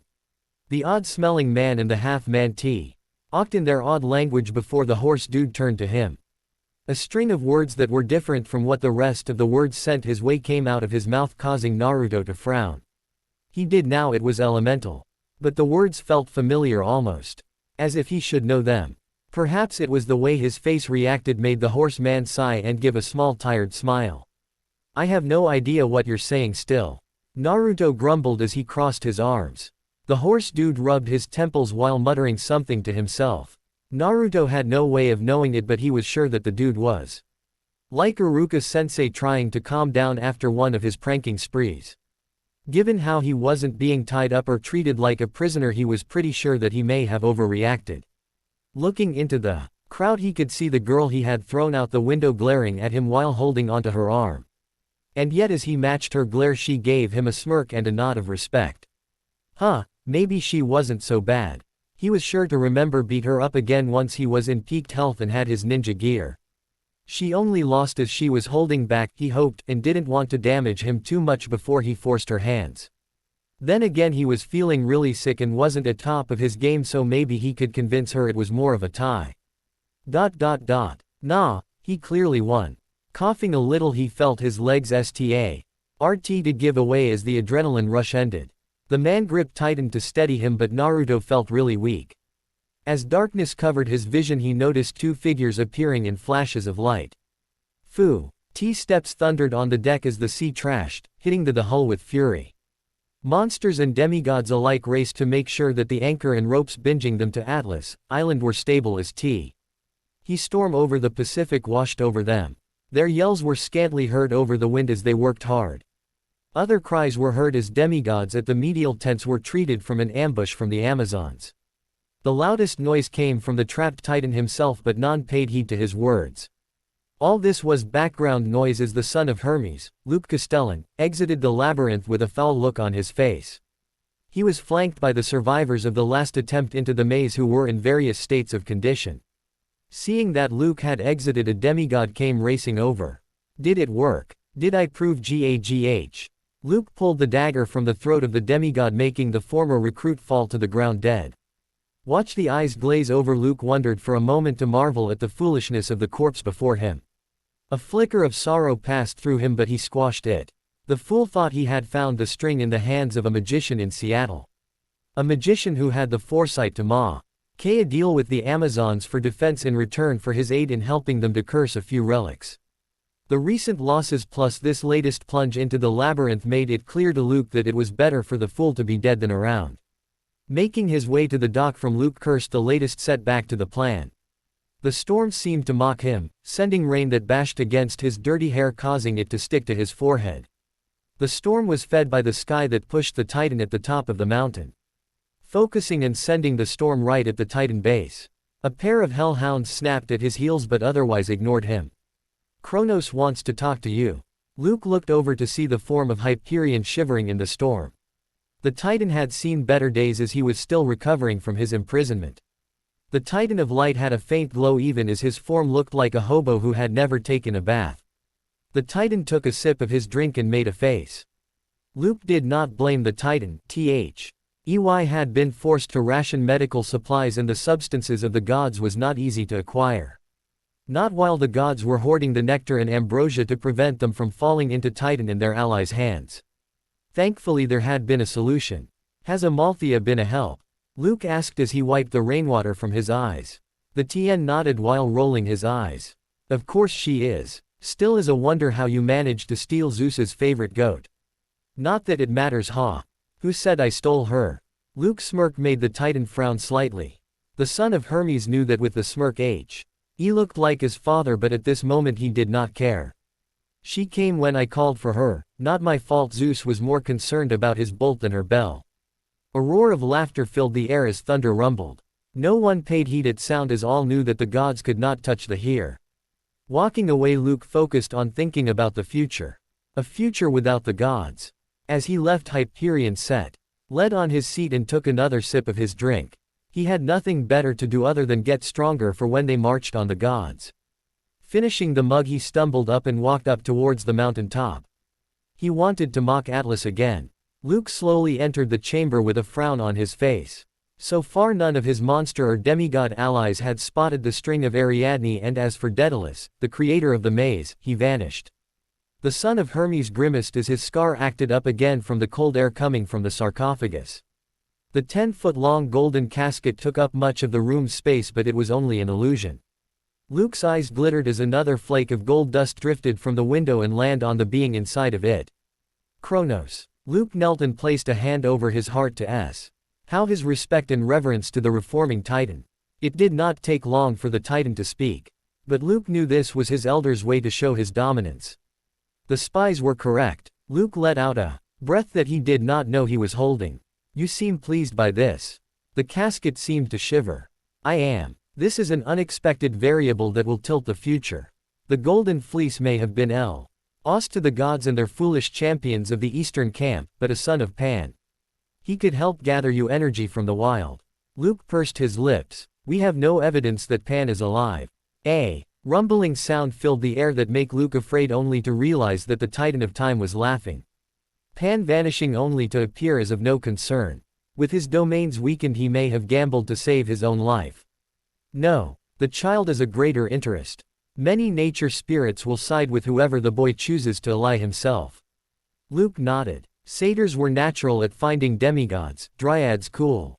Collect information from across the world. The naiads could take away much of Poseidon's strength if they revolted, same as the Nephilim with Zeus. With their homes under attack by mortals and the eternal world rotting away, it was easy to tell that they had placed their hopes on Artemis to save them. The goddess was indeed a voice to the nature spirits, but only a single voice. The other gods did not speak up for them unless they had some self-interest in it. No, if they had a voice to challenge the narrative that the Titans would destroy nature but instead restore much of it. Even Zeus would be afraid. Should our agents try and recruit him? Kronos did not respond, making Luke wonder if he overstepped. No, no, may I ask? A blast of cold washed over Luke, making him stumble backwards. The son of Hermes felt fear for a moment until he heard it. Laughter. Dark and full of emotion that was filled with a type of joy that made the demigod wonder if the Titan was truly mad after all. He thousands of years trapped in Tartarus. It vibrated the room, causing the windows to rattle and the dust to fall from the tiles above. For a brief moment Luke could have sworn that the room felt warmer yet paradoxically colder. Because Kronos paused for a moment as glee dripped from his words. What he spoke next made Luke's eyes glitter with malice as the plan was made clear before him. As like the dripping sand from the hourglass, so too was the plan that would swallow the gods and bring upon the rise of the Titans once more. Far away from the Titan base on the other side of America, Mrs. C. Astellan gasped as her mind became clear for a moment as a terrible vision crossed her fractured mind. She knew she could not hold this for long as the madness clawed and snarled at her mind. With her waning strength she grabbed a pen and wrote across the wooden table, gripping the pen so hard that her hand began to bleed. What am I doing? Standing up, the woman glanced at her mirror and gave herself a smile at her messed up hair and smoky eyes. Oh dear, I need to clean up for Luke. He'll want cookies when he gets home. Walking out the room she paid no heed to the message that was carved into the wooden table. Chiron stared at the newest headache of Camp Half-Blood in a mix of horror, dread, and awe from across the dining room table. One that was shaping up to be worse than the one he had gotten when Percy Jackson appeared 2 summers ago in the middle of a rainstorm at night. Apollo and Hermes flanked him, staring with their own stunned expressions at the blonde hair boy that only yesterday tore through the camp in a medically induced state. Granted, Chiron admitted that he should have foreseen the events happening given how Grover and Tyson found the boy, but he never expected to end up with a cabin full of traumatized children of Athena and structural damage to his home. The gods had fixed the damage after he had handled the situation, though diplomacy, wit, and calm that benefited his many years of dealing with demigod shenanigans. Chiron did not go nearly insane and try to beat the boy's head in with his bow and 4 hooves. No, he did not. The boy was lucky he had he interest of the gods, and they needed every fighter, or else he would have had asked Hades for a new loan. Again, I may still need one. Chiron was on the verge of tears as the boy ate with the grack of a satyr who was denied a buffet for too long. The child had gone through his cup ramen stash, all 12 exotic from his trip to Japan, like it was the greatest thing on earth. A dozen or so fried eggs, 3 plates of bacon, a pitcher of orange juice, 2 slices of toast with fixings, a good dozen plus waffles, and was now eating the last ramen cup he had found while raiding the kitchen. Was this child starving to death?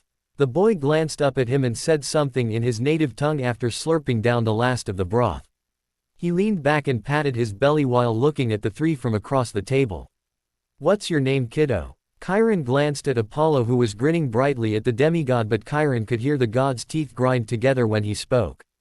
The boy said, something rapidly before letting out a belch that made the three immortals gag. The boy blushed at said something that Chiron noted sounded like he was saying sorry. Sighing, Chiron wished that Athena was here to help translate the words the boy was saying. Or at least have a solution. Hermes tapped on his phone while paying half attention to the situation. As the god of messengers, Hermes was one of the more busier gods. Rivaled only Lord Hades, Thanos, whose workload increased as Hermes became too busy to help deliver souls to the underworld, and maybe Hephaestus. Chiron shook his head, he was losing focus. Do you understand me? He asked in ancient Greek. The boy's face seemed to show confusion, or constipation.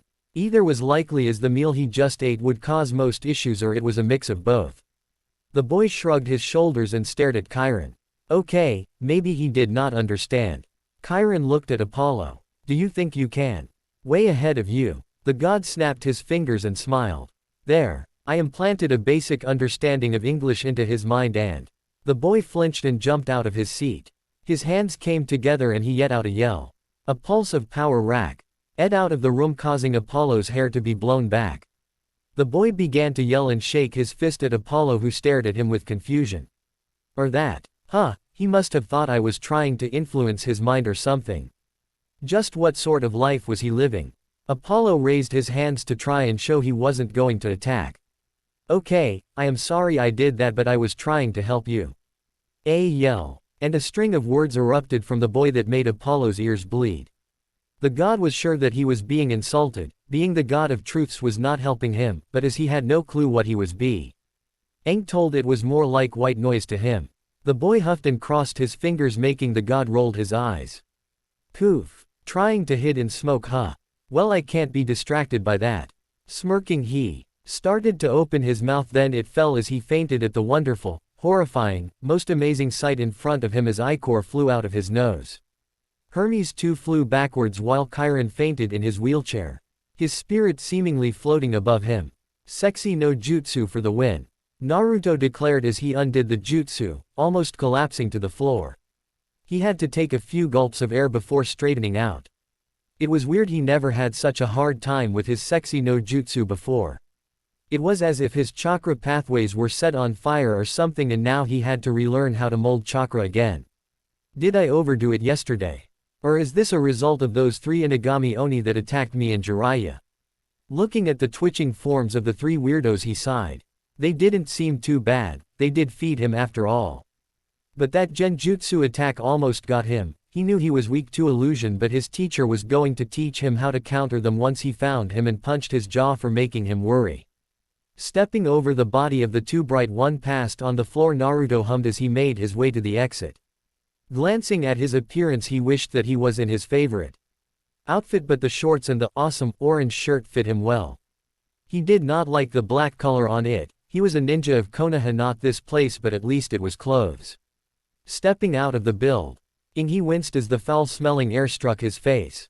Remembering how the old man taught him to channel his chakra, Naruto reduced his sense of smell so it was easier to manage. His face fell at the memory of the late Lord 3rd Hokage. He missed the old man. Maybe when he gets the chance he should pay his respects. Rubbing his hand in his hair, he looked around. Now that he was more aware, he could tell that this place was rather cozy. Like one of those rich people's summer homes when they wanted to leave the capital. Kakashi-sensei even had them take a D rank to one such place in Konoha's outer districts to prepare it for some rich dude. D rank missions suck. The white marble with the green pressed against the body of water was pretty. As Naruto looked around from the top of the hill, he watched the forms of the orange shirts run, walk, or just go around their day. They weren't bandits, but some were dressed like they were odd samurai or bodyguards. In the distance he spotted 2 sparring with spears. They were pretty skilled but rather slow in comparison to ninja who liked to be fast. Get in and out without being caught. Naruto yawned and cracked his back, causing the shirt to expose his small but nicely formed abs. A giggle came from above him, but when Naruto looked up, all he could see was a lazy cloud drifting by. Ignoring the odd laughter, he lazily pointed in a direction, then nodded to himself. It was as good of a place to start moving as any other. Walking down the hill, Naruto wondered how long he had until the trio woke up. Glancing at the sun in the sky, he estimated maybe a few minutes. More than enough to get an idea of the place. Clapping his hands together, a smile broke across his face. Well, as much as he would like to find his sensei, perhaps this place would be a great place to get some ideas to get stronger. Now where to find someone to fight? Naruto leaned with his back to a tree, dejected. No one seemed to understand him at all. All he got was odd looks and then that weird garbled language of theirs whenever they tried to talk to him. Or they would switch to using another long, or at least he thought it was. His brain hurt thinking about it. He was a fighter, not a scholar, for Kami's sake. A poke to the cheek made him shriek and jump into the air. Landing on his feet, he turned around and stared in surprise at the girl whose lower half was inside of the tree he was leaning on. She was laughing at his reaction, making him blush. Smiling, she stepped all the way out and raised her hand and said something he assumed was a greeting. Well, when out of the village, he raised his own hand. Hi. Name's Uzumaki Naruto. The girl blinked and tilted her head, making Naruto sigh. Of course she had no idea what he was saying. At least she shook his hand, causing a tingle to travel up both of them. She let go with a yip, but her eyes seemed to glow with inner light, like he was the most interesting thing she had ever seen. Had she never met a shinobi before? Listen, think you can help me find a map or someone to talk with? Naruto asked, only for the girl's fingers to brush his arm with a wonder-filled look on her face. Naruto felt a flutter to his chakra that felt odd. Not like it was being drained, but reacting to the girl's touch. She let out a shriek of delight as the tree she came out of shivered. Wiggling a finger in his ear to clee in it and to check she didn't rupture an eardrum, Naruto could have sworn that the tree looked different now. Greener, more healthy looking, or maybe it was a trick of the light. He had no time to look deeper into the tree as the girl gave him a peck on the cheek. Naruto's face flushed as the girl giggled, then vanished into thin air. Naruto pushed a hand against his cheek. That was weird. Hestia had a problem. There was supposed to be a meeting with her nephews, getting to know the odd boy and Chiron, then showing the boy around the camp as he usually did. Yet as the sun moved across the sky, she had only seen the boy and no sign of an adult's. Leaving her hearth at the center of the camp, she appeared into the living room of the big house. Looking around, she made her way into the kitchen, nearly tripping over Apollo. Eyes widened, she knelt down to check on his condition. She gently used her power to try and read her nephew's mind to get an idea of what happened. Apollo at that moment giggled in his sleep. Boobies. With a very violently twitching eye, she stared at the knocked out forms of her nephews and half-brother in the kitchen. Turning away, she marched out of the room before coming back with a black marker uncapped. She may not have Apollo's mastery of the arts, but she was the goddess of the hearth. And art was something she knew. After a minute, she nodded to herself at the results. Snapping the lid back in place, she walked out of the big house with a glint in her eye. She had a bone to pick with the newest member of her family. Naruto hummed as he walked down past the freaking out orange shirt.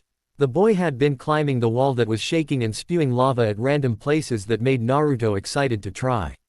Sadly, it was rather small and he could easily walk up and down the wall. The boy had been climbing it and wasn't expecting him to stroll on past him both ways like gravity had a hangover. Reaching the bottom, Naruto pocketed his hands as he wandered around some more. All in all, the place was boring. Seriously, if not for the language barrier, this place would be like a ninja summer camp when he was a student at the academy. There was the Sasuke-loving fangirls who clearly did not like to fight and smelled they covered themselves in perfumes. They wouldn't survive the real world. Then there was the smart kids who had their noses in books but had a freak out when they spotted him. Naruto wished that his clone didn't become a spider, as they were all glaring at him as if that was their bane of their existence. There was the like kids who reminded Naruto of freshly turned soil and plant clippings. Those who smelled of sweat and hard work came from the forges or the odd machinery-like building at what Naruto assumed was dorms. Passing next to it into the clearing set in the center of the rows of the dorms, Naruto could tell whoever built it was either a craftsman of the greatest quality or someone who didn't care what people thought and just loved to make things. He could get along with someone like that. The best smiths and weapons crafters were all a weird bunch if the sword Haku's master used was any indication. Next to it was a building that was run down. When Naruto finally finished walking between the two buildings, he winced at the run-down building that had seen better days. The paint was shipping, the smells of too many bodies.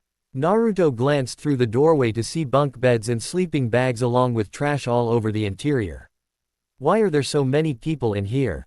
Stepping away, he went the opposite direction to walk along the buildings. The golden building was annoying. Just why did someone need to have a building covered in polished gold unless they were a rich crazy noble? The next place had a cool boar's head mounted over the top of the doorway. The boar must have been a challenge if it was stuffed and placed there. Naruto knew he had to ask if he ever got a shonk. Ida talked to the folks here about the story. Was the boar a lengthy hunt? A battle with it leading a larger than average swarm with its intelligence and bloodlust that took cunning and being ferocious to take it down? Or was it someone's favorite pig that died defending their master in battle and now defended the inside with its spirit? The next cabin was blue and reminded Naruto of water. It was as calm and seemed to be somewhere that was relaxing. Like the beach or the hot spring. The smell of sea water was coming from the place, but that was related to what he assumed was the walls. Did they take sandstone from a beach or something? He could hear water running inside, so maybe it was the place's bathhouse. He would have to check it out later. To the right was two buildings that Naruto paid no mind to. He could tell they were made from marble, but the structures were rather big for cabins. Seemed like a waste of space given the layer of dust at their doors. Well, one had less dust than the other, so maybe they were long-term storage. They were just as likely as tombs. Following the smaller of the two was the next line of cabins. A roof covered in grass and all the flowers in the war. Air made Naruto think of Ino's family's flower shop. Dirt and soil filled the air along with the smell of cereal. He moved past the place that reeked of books and paper. He had a bad history with libraries, as the one in Konoha kept kicking him out. It was a wonder that he knew how to read and write, as he had no one to teach him. It was only until the old man's wife helped him when she found out that he could read and write when he turned 8. She worked hard with him before she died in his second year of the academy to help him learn. Having too much energy, the letters always moving around the paper, and most people telling him he was stupid with their hate-filled glares. Naruto shook his head. There was no reason to dwell on the past, only thing he had to worry about was the future. A silver building was next and Naruto saw a moon crest on the front. It felt right almost. Staring at the cabin, he could smell there was a lot of females that occupied it, no guys for some reason. But under the scent was the clearest and cleanest smells of nature he had gotten since waking up. He hoped he could find out how they got it to smell and have a great aura that felt so good, almost like the old-growth forest around Konoha. Wild and free. Then there was the pink building next to it. If the silver house was Konoha, then the pink house was clearly a nightmare. Not even Sakura-chan room had this much pink. Naruto shivered as he walked past. He could swear there was a pair of eyes watching him that made him feel icky. Like how the Sasuke fangirls would get whenever water got on the dope's white t-shirt.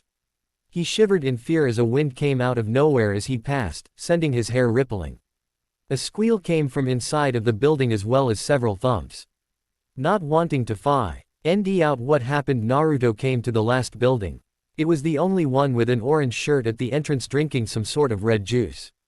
There were vines all over it that took Naruto a moment to realize they were grapes. He tilted his head in wonder. Grapes were rare in Konoha, as most were grown for the rich near the capital, as they didn't grow well in Konoha.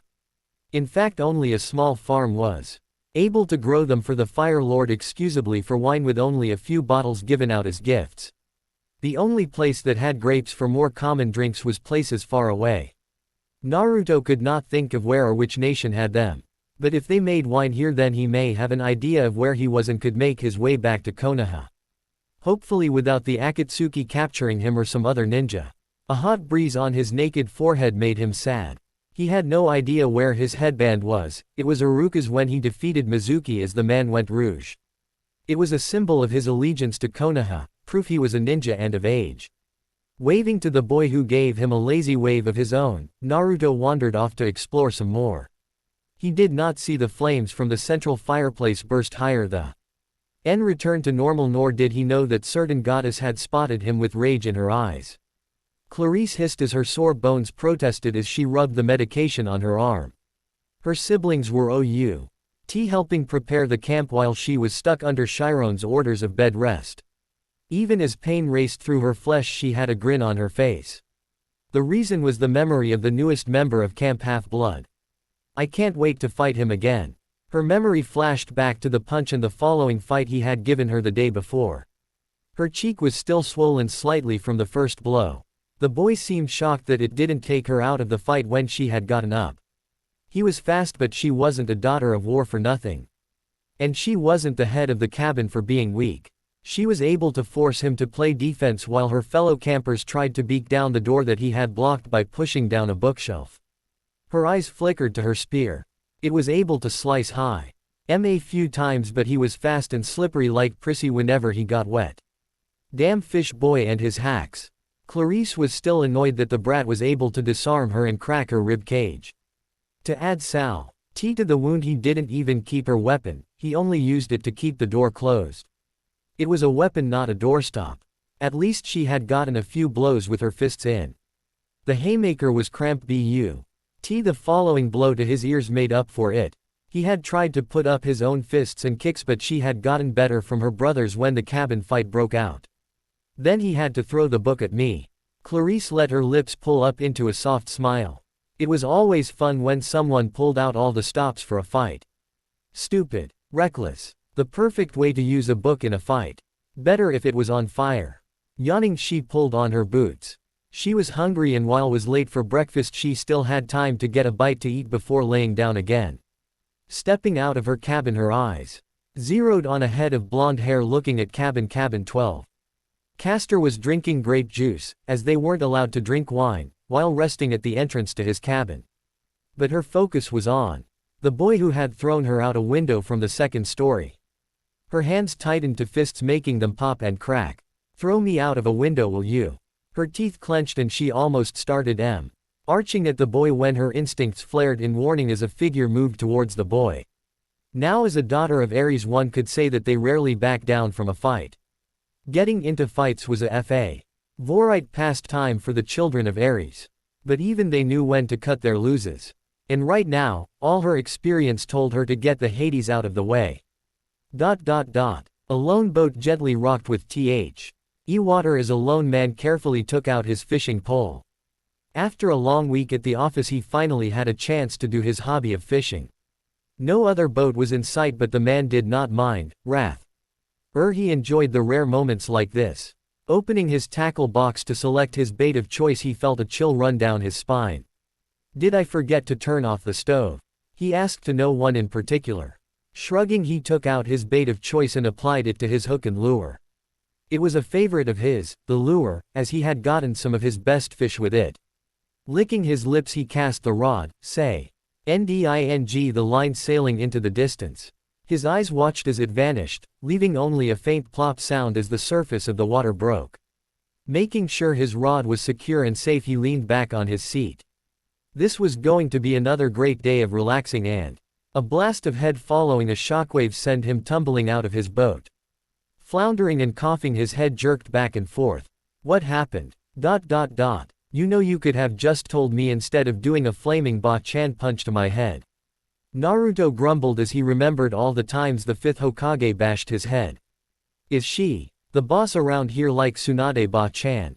Naruto groaned as the crazy lady glared at him with literal flames for eyeballs. Her fingers dug into his shoulder as she marched him back towards the wheel. Where he could see the waiting figures standing there. The trio of idiot who fell for his awesome jutsu. No one was safe from the power of the sexy no jutsu. But maybe, he wondered to himself, he should work on a version for females too. They too were perverts, and who knows, maybe it could save his life. He glanced at the lady who was leading him. Could she be stunned or knocked out if he appeared as a hot dude? Or maybe a group of attractive men. I should study up on what women like when they see a dude's body. He thought as he tried to pull away from her grip, to no such luck. Just what was this lady's problem? All he did was escape to get some fresh air to walk off the food he ate. Was that a crime? Unless it wasn't a free meal and she wanted him to pay for it. His face paled. What if she wanted him to pay for it from his body? Watching the odd pair moving towards the big was Grover and Annabeth. Not that Naruto knew who they were. They, along with others around the camp, had race D to discover what had happened, only to see the newest member of the camp being marched towards the big house with whom they all assumed was a goddess with flaming eyes and a brown shawl over her head. He's worse than seaweed brain.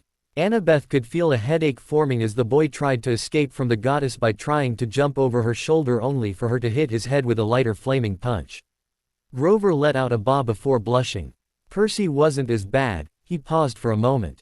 Okay, Percy was slightly bad. Percy insulted Hades in his home and picked a fight with the god of war, making him an enemy for life. The daughter of Athena gave him a side-eye look. He also sent the council Medusa's head. Grover nodded his head as he recalled the first quest where Percy and Annabeth had gone to find the Master Bolt. He had almost lost the bolt due to the cursed shoes that Luke had given Percy, who gave him them as Percy, and flying was a bad idea. The satyr sighed and took out a crushed can to snack on. Do you think Percy is okay? Annabeth pursed her lips. I hope so. If I knew that by taking 5 instead of 3 would lead to his death. Grover reached out and rubbed her shoulder to try and keep her in the here and now. It had been slightly over a week since she had seen the Son of the Seas, and the two of them were worried. Reports of what was happening out west by media wasn't making matters easier as mortals fled the region. Grover had heard that tens of thousands so far had fled from the eruption, with more running, maybe hundreds. Talia Grace was busy Art King with her fellow hunters, trying to save as many as they can while looking for her cousin, but so far there had been nothing. Apollo himself had had no such luck and had admitted that he was a loss to where Percy was. As the silence grew, Grover found himself wondering when Percy would show up. Shaking his head, he returned his focus to the boy who had by this time escaped the goddess and was now tied up in celestial bronze rope. He tried not to laugh as he spotted the annoyed look on the ink-covered face of Chiron. Did the Stroll brothers get to him? The boy seemed to think it was funny as he was laughing while still tied up. Grover's lip twitched upwards. At least the boy wasn't too bad if he found pranks funny. A chill went down the satyr's spine as if the breath of Boreas was blowing over him. He had a sudden fear that once the sons of Hermes and the boy learned of the other and how the boy loved pranks. Pan help us all. Huh, nothing. Annabeth shook her head and playfully shoved Grover's shoulder before heading towards the big house. So, want to join me in trying to figure out what our new resident is speaking? Grover smiled and nodded his head as he followed her. He wanted to talk with him as soon as he could. Any idea to what he speaks? No idea. The glint in Annabeth's eyes was worrying to Grover, but this was a child of Athena, goddess of wisdom. Not a child of Mr. D or cursed by him. At least Grover hoped she wasn't falling into madness. But an unknown language. Where in the world would you have had to find him? Or maybe a pocket dimension within the labyrinth where people who don't escape or die find themselves in. As she talked, Grover tuned her out as she went into hypotheses and how language drift could be a factor to why they couldn't understand the boy. Even so, he wondered what sort of stories about his life the boy had. Not just question him about Pan, but also just talk to someone who enjoyed nature. Grover would have been surprised oh no that Naruto too wanted someone he could talk to as well. What are you even saying? Naruto yelled at the annoying pretty boy who made his skin crawl. The blonde shiny glared at him and then slowly repeated a word over again. Are you sure this will work? Hermes whispered to Apollo, who glared at him. The look didn't have much power due to the ink that was on his face. Of course it will work, Apollo said to his brother. If I repeat my name to him several times he'll learn it. It's in all the books and movies. Apollo. Quote. You're clearly the stupid one if the two of you are brothers. Naruto had a finger pointing at the dude, then shifted it to the other man who remained him of a mailman. And you at least aren't repeating the same thing over and over. Why don't you guys have a translation seal or something? Hermes' lips twitched. I think you were insulted again. Shut up, little brother. Apollo dragged a hand down his face. Hestia is off stewing somewhere, is she foe? Ooned out this brat knocked us out with that strange spell of his. Chaos help us if Artie finds out he can turn into a. I still can't understand you. I still feel as if my ego was taken down a few notches. Hermes agreed with his brother as the demigod rolled his eyes. Hello. Can either one of you understand me at all? You're clearly a dickless wonder and you look like someone who forgot his coffee. Apollo snapped his fingers. Why can't we see if he can't talk to your snakes? I mean, Pan could talk to animals, so maybe he can too. Sorta like an interpreter. Hello. Hermes tapped his chin. I can't believe that I forgot that. George and Martha might be able to translate. What made you think of that now? Dots of sweat covered Apollo's forehead. I forgot until I saw the Harry Potter book in the corner.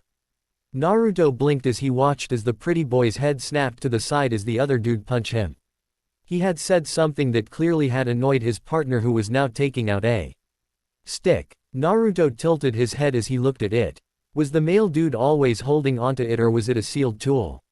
George, Martha, wake up. Hermes tapped on the two snakes on the caduceus. Need you two to try and help translate. Why are you talking to your stick? Naruto asked as the dude spoke to the strange staff. Not that it was weird or anything.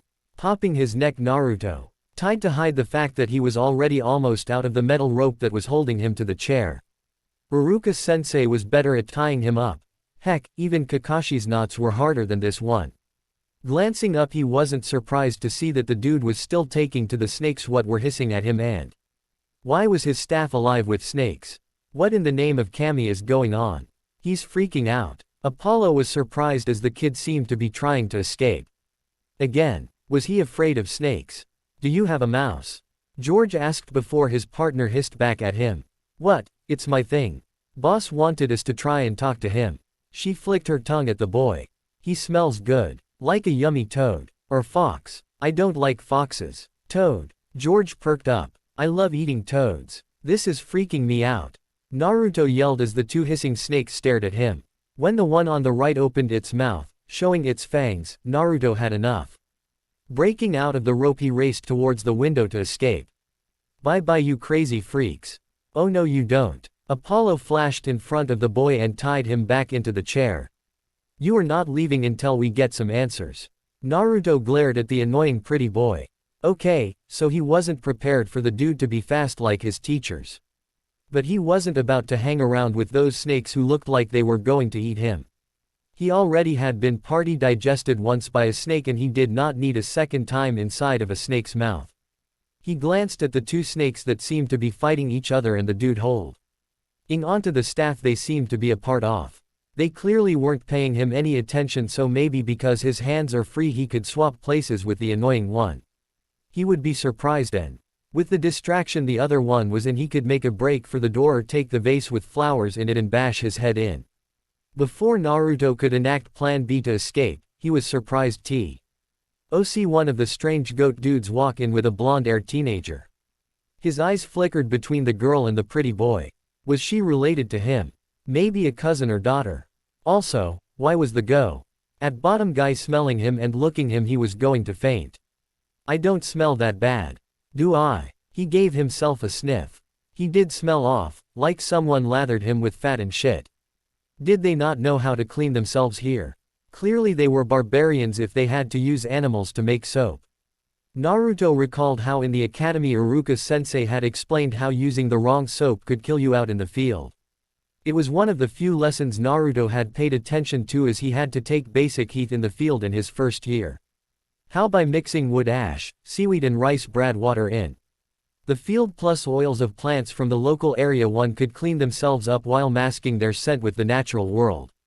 Killing an animal to get fat to clean oneself was a waste, as the fat could be used to keep one alive for cooking and making a fire.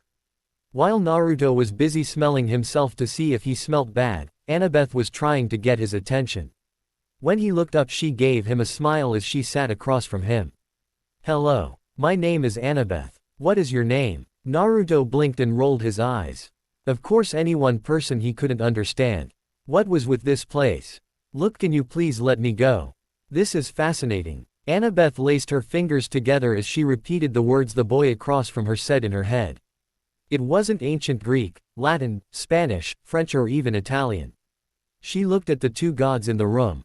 Any ideas what he is saying? Hermes coughed into his fist. Not a clue. He does seem to react when we speak ancient Greek, but he seems unable to understand it. Apollo unhelpfully added in ancient Greek, which did seem to perk the boy up. Annabeth was surprised that the boy seemed to act as if the words were familiar to him, but when he spoke it was still his strange words. Apollo opened a cardboard door and took out a mug from inside. My best guess is that Pan sang to him in ancient Greek, but the boy was never exposed to anything fr. On the West, so his recognition is lacking. He is related to me. Hermes grinned as the boy tried to hide the fact he was trying to see if he could escape the ropes holding him. Look at him go, just like his grandpa. The brat will try and flee like you did when you stole my cows. Hermes coughed as Apollo deadpanned at his younger brother. Fair. Naruto opened his mouth. Are you guys going to leave me tied up or can I go? Do you think he has to use the restroom? Grover asked as he watched Pan's son wiggle on the chair. Apollo blinked and looked at the other blonde, sending a wave of power washing over the boy to check. The boy cried out in pain and glared at the god who winced at reaction. Hermes wheeled on his brother. What did you do? I am unsure. Apollo stared at the boy with a mix of awe and worry. I was only trying to see if he need to use the toilet. Well, whatever you did, it's not doing what you expected. Hermes pressed the back of his hand to the boy's forehead that formed a worrying amount of sweat. Is he allergic to you? Apollo choked. What? How can a demigod be allergic to me? Naruto could hear the two older males talking, but he could barely focus. His chakra coils felt like they were on fire. Whatever the blonde one did, it felt like his pathways were punctured and shredded. If this was this dude's power, it was no wonder why his chakra control and levels was shit. This was worse than the time when the snake bastard placed the seal on him. If not for Jiraiya-sensei undoing the seal, his control would have been shot for the rest of his life, and the wheels of Naruto's mind came to a screeching halt. What if this dude was the reason he lost Jiraiya? Could it be those monster dogs belonged to this dude, separating him and his sensei for the power of the Kyuubi? Naruto's mind raced several miles a minute. One of the dogs had separated him and his teacher, forcing him to unleash the Nine Tails chakra to defeat it.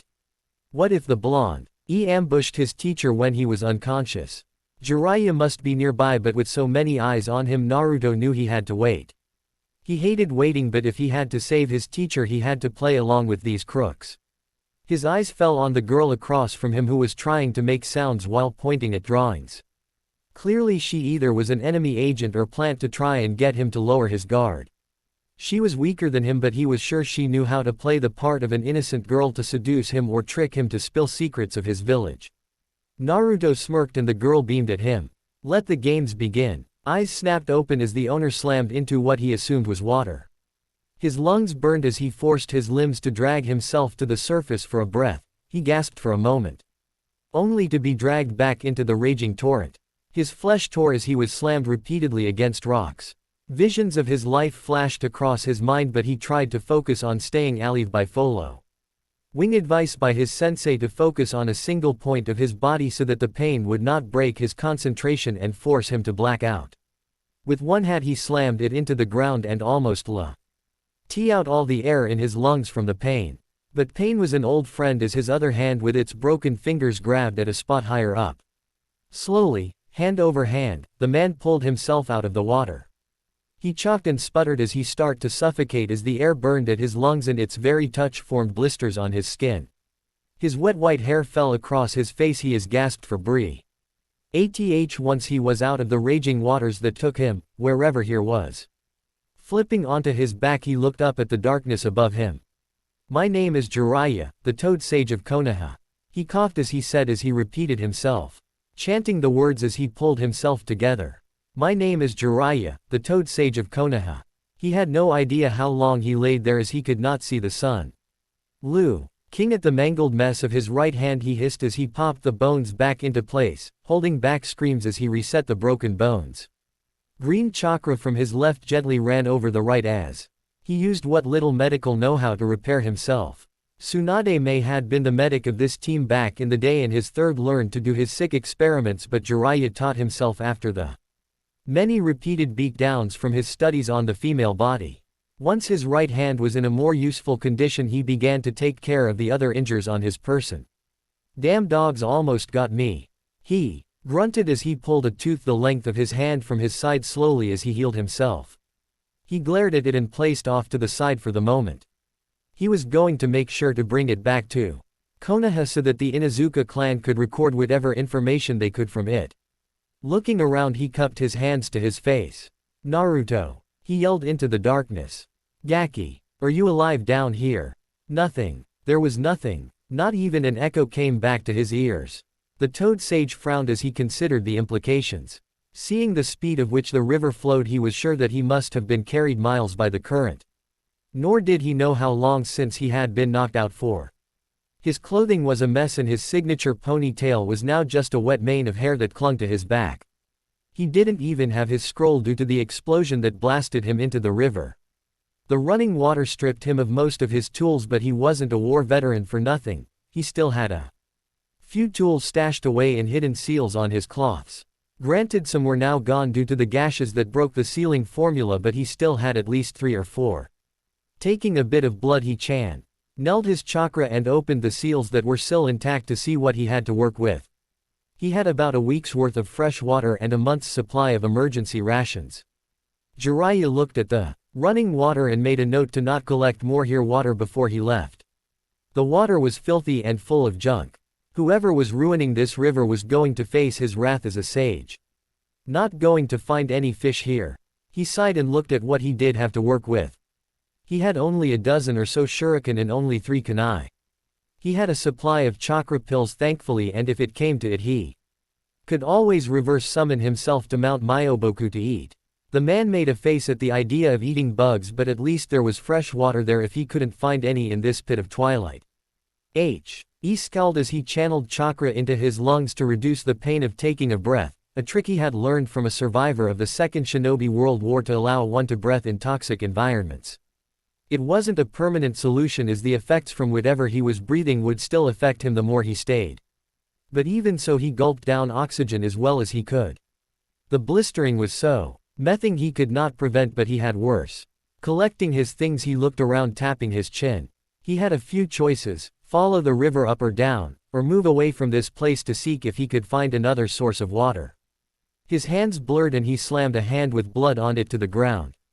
Summoning jutsu. Poof. Gah. Where the hell did you summon me, Jiraiya boy? A voice came from a cloud of white smoke, making the man grin. A old green toad with white hair styled in somewhat of a mohawk, very thick eyebrows and a small goatee greeted Jiraiya's eyes as the smoke drifted away. The toad was small compared to him, but Jiraiya taller than most ninja. The gray cloak around the toad fluttered as the over 800-year-old being tightened it as he felt the effects of the air. This was Fukusaku, one of the 2 great toad sages of Mount Myoboku and an old friend of Jiraiya.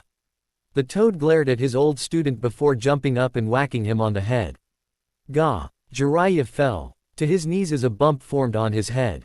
What was that for? That is for summoning me to this hell hole. The old toad yelled as he leapt onto a rock to sit. Where the blazes did you end up in? The deepest part of Jigoku or something? I doubt even the sage of Sixth Paths walked this place. No clue. Jiraiya sat up and looked at his teacher, feeling like a student again even after all these years.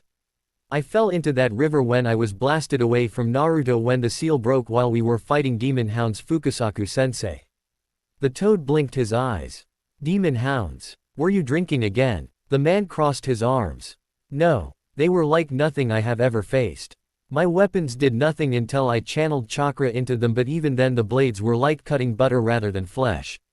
Wind and fire chakra did more damage than earth, but they were able to deal with elemental jutsu better than anything I have ever seen. Fire did better than what I was expecting, but maybe it was due to the light. The man groaned as pain rippled through his body. I need to find Naruto. I have no idea where he is. With the Akatsuki out looking for tailed beasts, he needs to be found before they find him. The toad frowned and nodded. Minato's boy, huh? I'll make sure that Suand is aware of the situation so she can send people she trusts to look for the boy. If he summons anyone, I'll have him reversed summoned so you can talk with him and get an idea on where he is. Sounds like a plan. Slapping his hands to his knees, Jiraiya stood up. Well, I am going to go, and you are coming home with me to recover. Seeing a protest, Fukusaku raised a fist. You will either come with me willingly or so help me I will drag you home after knocking you out, so help me. Jiraiya pouted but nodded in agreement. Recovering in the homeland of the toads would save valuable energy and he could stock up on supplies before he had to return to this pit. That was the problem with summoning, Each summoner always had to return to where he was prior to being summoned to the land of their summoned animals unless Naruto summoned a toad that held him inside of its stomach. Yeah, he would need to tell Naruto in person how to do that beforehand. To think they were already having problems only a few days out from Konoha. Was Naruto a trouble magnet? I hope the Gaki won't mind me taking a vacation with the toads. He uttered as he felt the world warp around him. There may be no hot ladies, but at least the air will be better. My only hope he has found a safe place to lay low. Lost in his thoughts, he did not see that his departure as well as arrival had not gone unnoticed. Nor did he or his toad friend notice a brush in the back of their minds as the being investigated the small ones who were not scared of where they were. A hellhound game trotting along, brought by the smell of blood only for the being to kill with a thought. It was amused that immortal of all things was in here, an alive one at that. Could he escape, or would he toll to the many dangers here? It settled to wait for the man to return. It had all the time in the world. June 26th. Uzumaki Naruto was officially feeling like he was going crazy as the alarm clock rang and the sounds of movement and footsteps filled the air. Sliding out of the blankets, he watched as the fellow occupants of the run-down building got dressed and clean up their sleeping areas. Apparently this place was where this camp dumped their unclaimed or minor god kids. Whatever claimed meant to these people. Pulling on the shirt that Averio Nay else was wearing, he pulled it off before he could fully pull it on. Itching powder, really? He scowled at poor prank attempt the two imp children tried to pull on him. A simple switch with someone of the same size as him was a fast solution. The poor kid would be learn of the shirt's altered nature in a few minutes as he shot a glare at the nearest imp. The teen likely would not notice until the other dude started to itch. Naruto relaxed his glare as he finished getting dressed. As a fellow prankster, he could understand they were trying to help him fit into the life here at this camp. It had been days since he had awoke in this strange place and discovered the odd people who lived here. All around him conversations flowed like the creek that flowed through the training ground that Team 7 used. Not that he could understand much, just a word here and there. It had taken him days to learn a few basic words and phrases thanks to the hard work of Anna something. Right, Annabeth. Also some strange bloodline dude named Grover who played translator with his new friend and ally. Flashback. A shriek filled the air as Naruto woke up in a puddle of drool. His head snapped up as he jumped up, ready to punch or kick whoever needed a beat down. He was supposed to be learning how to talk to these bandits with the female seduction agent. Looking around, he noticed that the girl was illing around as a toad hopped from the chalkboard onto his shoulder. "What is wrong with you?" he asked as he gently took the toad into his hands and held it out for her to see. "See, it's only a toad." The toad let out a croak and Naruto let a grin cross over his face. He had tried to summon a toad at night a few times but had gotten nothing. His coils were still too injured to channel the power needed. The Rasengan was something he was unsure if he wanted to use in front of all these eyes. Best to keep that card for his next escape plan once he figured out how to escape the crazy half-bird ladies. Maybe he could collect a bunch of toads and transform into one. Who would expect him to be one in a few dozen toads? Slipping a hand into his pocket, he passed a cockroach he was planning to transform into a spider to the toad, which ate it with gusto. Quote! Naruto glared at the frustrated face of the blonde-haired girl who by now was screaming a lot of words that he was sure were curses. Carafew. He placed the toad back on his shoulder and walked away with a huff. He could never understand girls, even Sakura-chan was easier to understand than this one. He marched out of the room that was filled with books and small beds that were more like military cots than beds. He gently rubbed the toad carefully on the back as he made his way towards a spot he was sure that the toad would like, not too warm from the sun or too cold with the shade and wind. "Sorry about her, she doesn't know how awesome toads are," Naruto said as he placed the toad on a rock he assumed the toad would enjoy. For someone who seems to hate spiders, one would think she would welcome animals that eat spiders. The toad blinked at him. "It's okay." Naruto froze midway as he was about to step away from the girl. His head snapped towards the toad. "Did you understand me?" The toad let out a croak. "Of course, sir." "Yes." The toad winced from the volume while the girl looked like she was watching him become insane. If the way she was backing up was any indication, Naruto took the toad into two hands and smiled brightly at it. You can understand me. No one else here does but you do. The toad seemed to blush in its own toady way. Thank you my lord. I am no lord. Naruto's voice was flat but it returned with full-on energy. My name is Uzumaki Naruto, what is your name? Uzumaki Naruto huh? Seems like a name like what my cousin toads from Mount Myoboku call themselves. Lucky covered warts. Met a cuties from there once, nice gal but she was too much for me. My family couldn't be bothered to stay as we needed to get back to this place because I forgot. Oh yes, you can call me Tariba or Trevor but I would prefer Tariba. The toad yawned as it stretched out. So, what is a summon user of the great and mighty toads here? A son of Pan at that end. Who is Pan? The toad blinked. Pan, the god of the wild. The lord of all wild beasts and idol to nature spirits everywhere. Naruto tilted his head with a frown on his face. The toad went on. The god who made better music than Apollo. Who is Apollo? Are you stupid or something? The toad covered his face and dragged said hand down.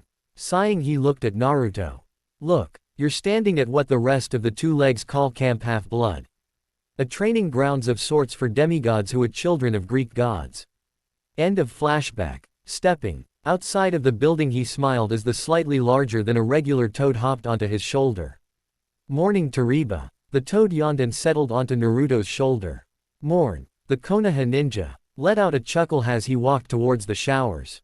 He wanted to get warmed up and ready before he got breakfast and dealt with the annoying part of his day, learning English. Feeling the water rush over him, Naruto only half paid attention to Tariba as he scrubbed off the night sweat and grime from sleeping on the floor. His apartment in Konoha was cleaner than this rat's nest.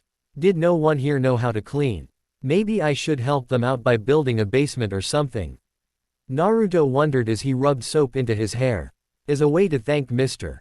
Hermes for letting me sleep here. So Veer said that we'll be teaching Hinokoku no Kotoba to Annabeth and him this afternoon after they help you with English. Naruto snapped back to reality as Tariba slapped a forelimb against Naruto's shoulder. Did you not pay any attention to your activities for today, sir? No. Naruto rubbed the back of his head as he turned off the water. Grover is the one with a goat bloodline. Tariba let out a croak. Satyr. Oh, whatever. Naruto grabbed a towel. But I have been practicing how to say their alphabet. D is before G. Dang it. His friend laughed as he got dressed again. He hated the footwear called tennis shoes. What was wrong with these people? And what was tennis anyway? He preferred his ninja sandals, much more effective for missions with more options to use chakra. These closed shoes made molding chakra harder, and if he tried to open them up with one of the metal daggers he got yelled at by one of the kids in the cabin or the pink one. Feeling hungry, Naruto jogged towards where food was being served for breakfast. He sat down while Tariba hopped to sit on the table. The few female demigods nearby slid away from the odd duo, but Naruto paid them no mind. Tariba had explained that many around the area seemed to have the idea that if one touched a toad they could become ugly, but if they kissed a frog they would become a prince or princess. Naruto agreed. It must be a conspiracy made by frogs because toads were awesome. Also they were all envious. Picking up an apple he followed the rowdy bunch of kiddos from the Hermes cabin as they tossed bits of food into a fire. The causal waste of food was not lost on him even as he tossed the apple into the flames. The girl behind him groaned and said something, but he tuned it out. He was only trying to be polite to their customs. At least these guys aren't bandits. Stepping away from the fire pit, Naruto took a seat with the rest of the Hermes cabin. He still didn't understand who was Hermes or YT. They were all in such a pathetic excuse of a shelter. His own apartment was crap, sure, but the entire place they were all cramped into sucked. If it wasn't for his friend Tariba, he was sure his rent situation would have been a lot worse. Sitting back down, Naruto took a sip of the water in the goblet and frowned. I still don't understand why these stayers think I am their hero. I am just me, Uzumaki Naruto of the village hidden in the leaves. I still don't understand how gods can be real, or how a god that had vanished for thousands of years suddenly had sex with my mom, who I have never met. Had me left alone in a village of people who hated me instead of here. I think it's something that the big boss of the gods did or something. The toad yawned and stretched out. I wouldn't know. All I care about right now is my little patch of land where I can swoon the ladies and helping my lord. My standing with the ladies will be greater for this. Naruto looked down with a frown. Great. I am stuck with a pervert for a toad. I am no pervert but the greatest bachelor toad here. The Tariba huffed and puffed himself up to look bigger.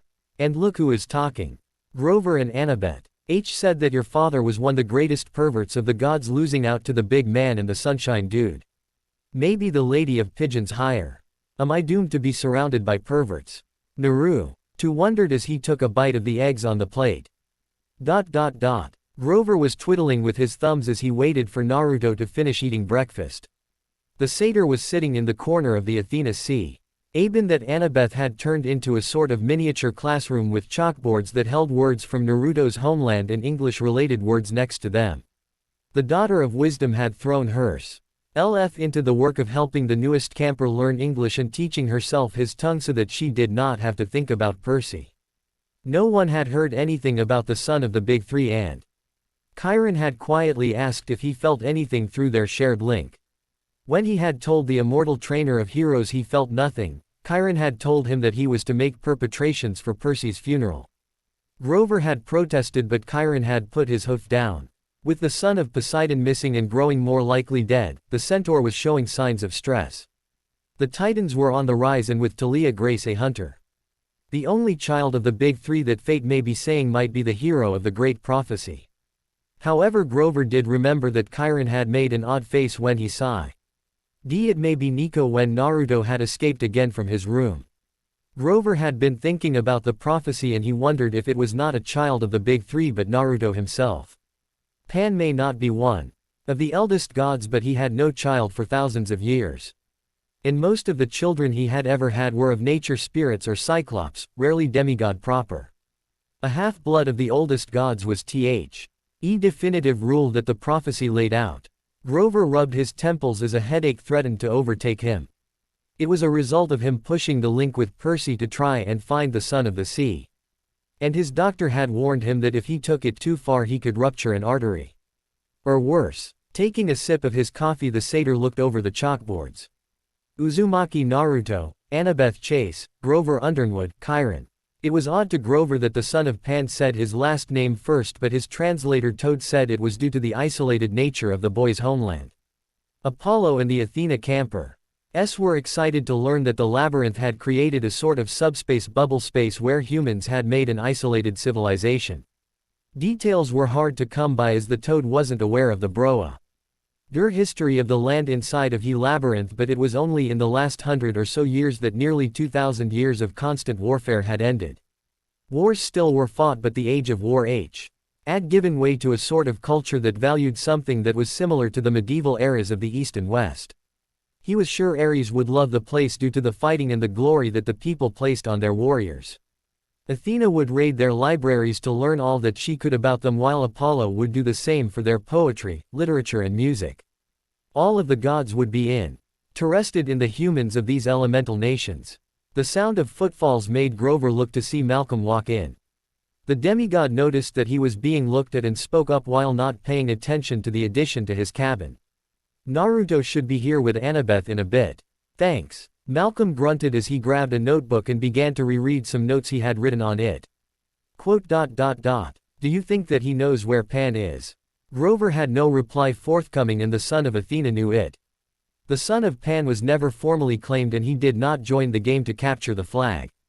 Rumors around he camp were forming that he was a false demigod, or that he was the son of another god or nature spirit, but Grover was doing his best to push against the rumors. It did not help that the newest member was a walking chaos magnet. The Aphrodite cabin thought he would become an exotic hot dude with the whisker markings on his cheeks, but hated that he kept punching or bashing them in the face during sparring. Also hated that he was always with the Toad Tariba.